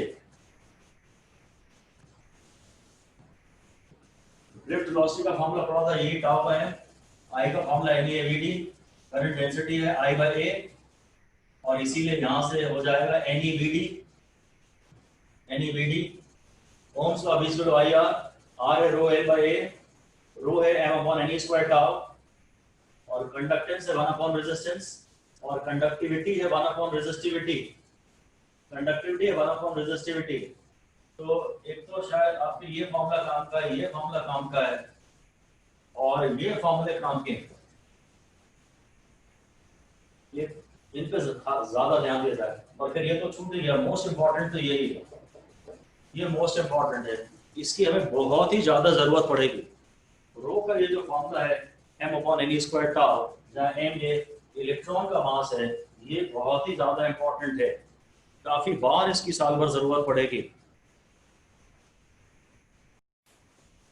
ये फॉर्मूला अपना ये और है, number of electrons per unit volume, rho Na(x/m). याद रह जाए तो जब ठीक है, वरना आप मोल कॉन्सेप्ट से खुद इसको डिराइव कर ही लेंगे फ्री इलेक्ट्रॉन डेंसिटी निकालने के लिए। ज्यादातर न्यूमेरिकलों में फ्री इलेक्ट्रॉन डेंसिटी वो आपको दे देते हैं। इसके न्यूमेरिकलों में एक ही प्रॉब्लम आती है बस, इसके जब न्यूमेरिकल आते हैं ना, तो कभी कभी वो बोलता है कि जो फ्री इलेक्ट्रॉन डेंसिटी है वो है 8 × 10⁻22 पर मीटर क्यूब, इतना बोलता है, पर सेंटीमीटर क्यूब दे देता है, पर सेंटीमीटर क्यूब दे देता है। तो पर मीटर क्यूब में ज्यादा आएगा कि कम आएगा? ये पर सेंटीमीटर क्यूब दिया है इसने n को, तो पर मीटर क्यूब में थोड़ा ज्यादा आएगा। हाँ, तो कितना हो जाएगा? 1000। हाँ, कभी अगर उसने फ्री इलेक्ट्रॉन डेंसिटी ऐसे दी है 8 × 10⁻22 पर सेंटीमीटर क्यूब, तो सेंटीमीटर को मैं लिखूंगा 10⁻2 मीटर और फिर इसका क्यूब लूंगा, तो जाएगा 8 × 10⁻22 इलेक्ट्रॉन्स अपॉन 10⁻6 मीटर क्यूब। ये हटा दो इलेक्ट्रॉन का नंबर है, तो 8 × 10⁻28 पर मीटर क्यूब हो जाएगा। सेंटीमीटर क्यूब तो -2 × 3 -6 ऊपर जाके 10⁻28 हो जाएगा। पर सेंटीमीटर क्यूब में जो फिगर है पर मीटर क्यूब में तो वो बहुत बड़ा हो ही जाएगा।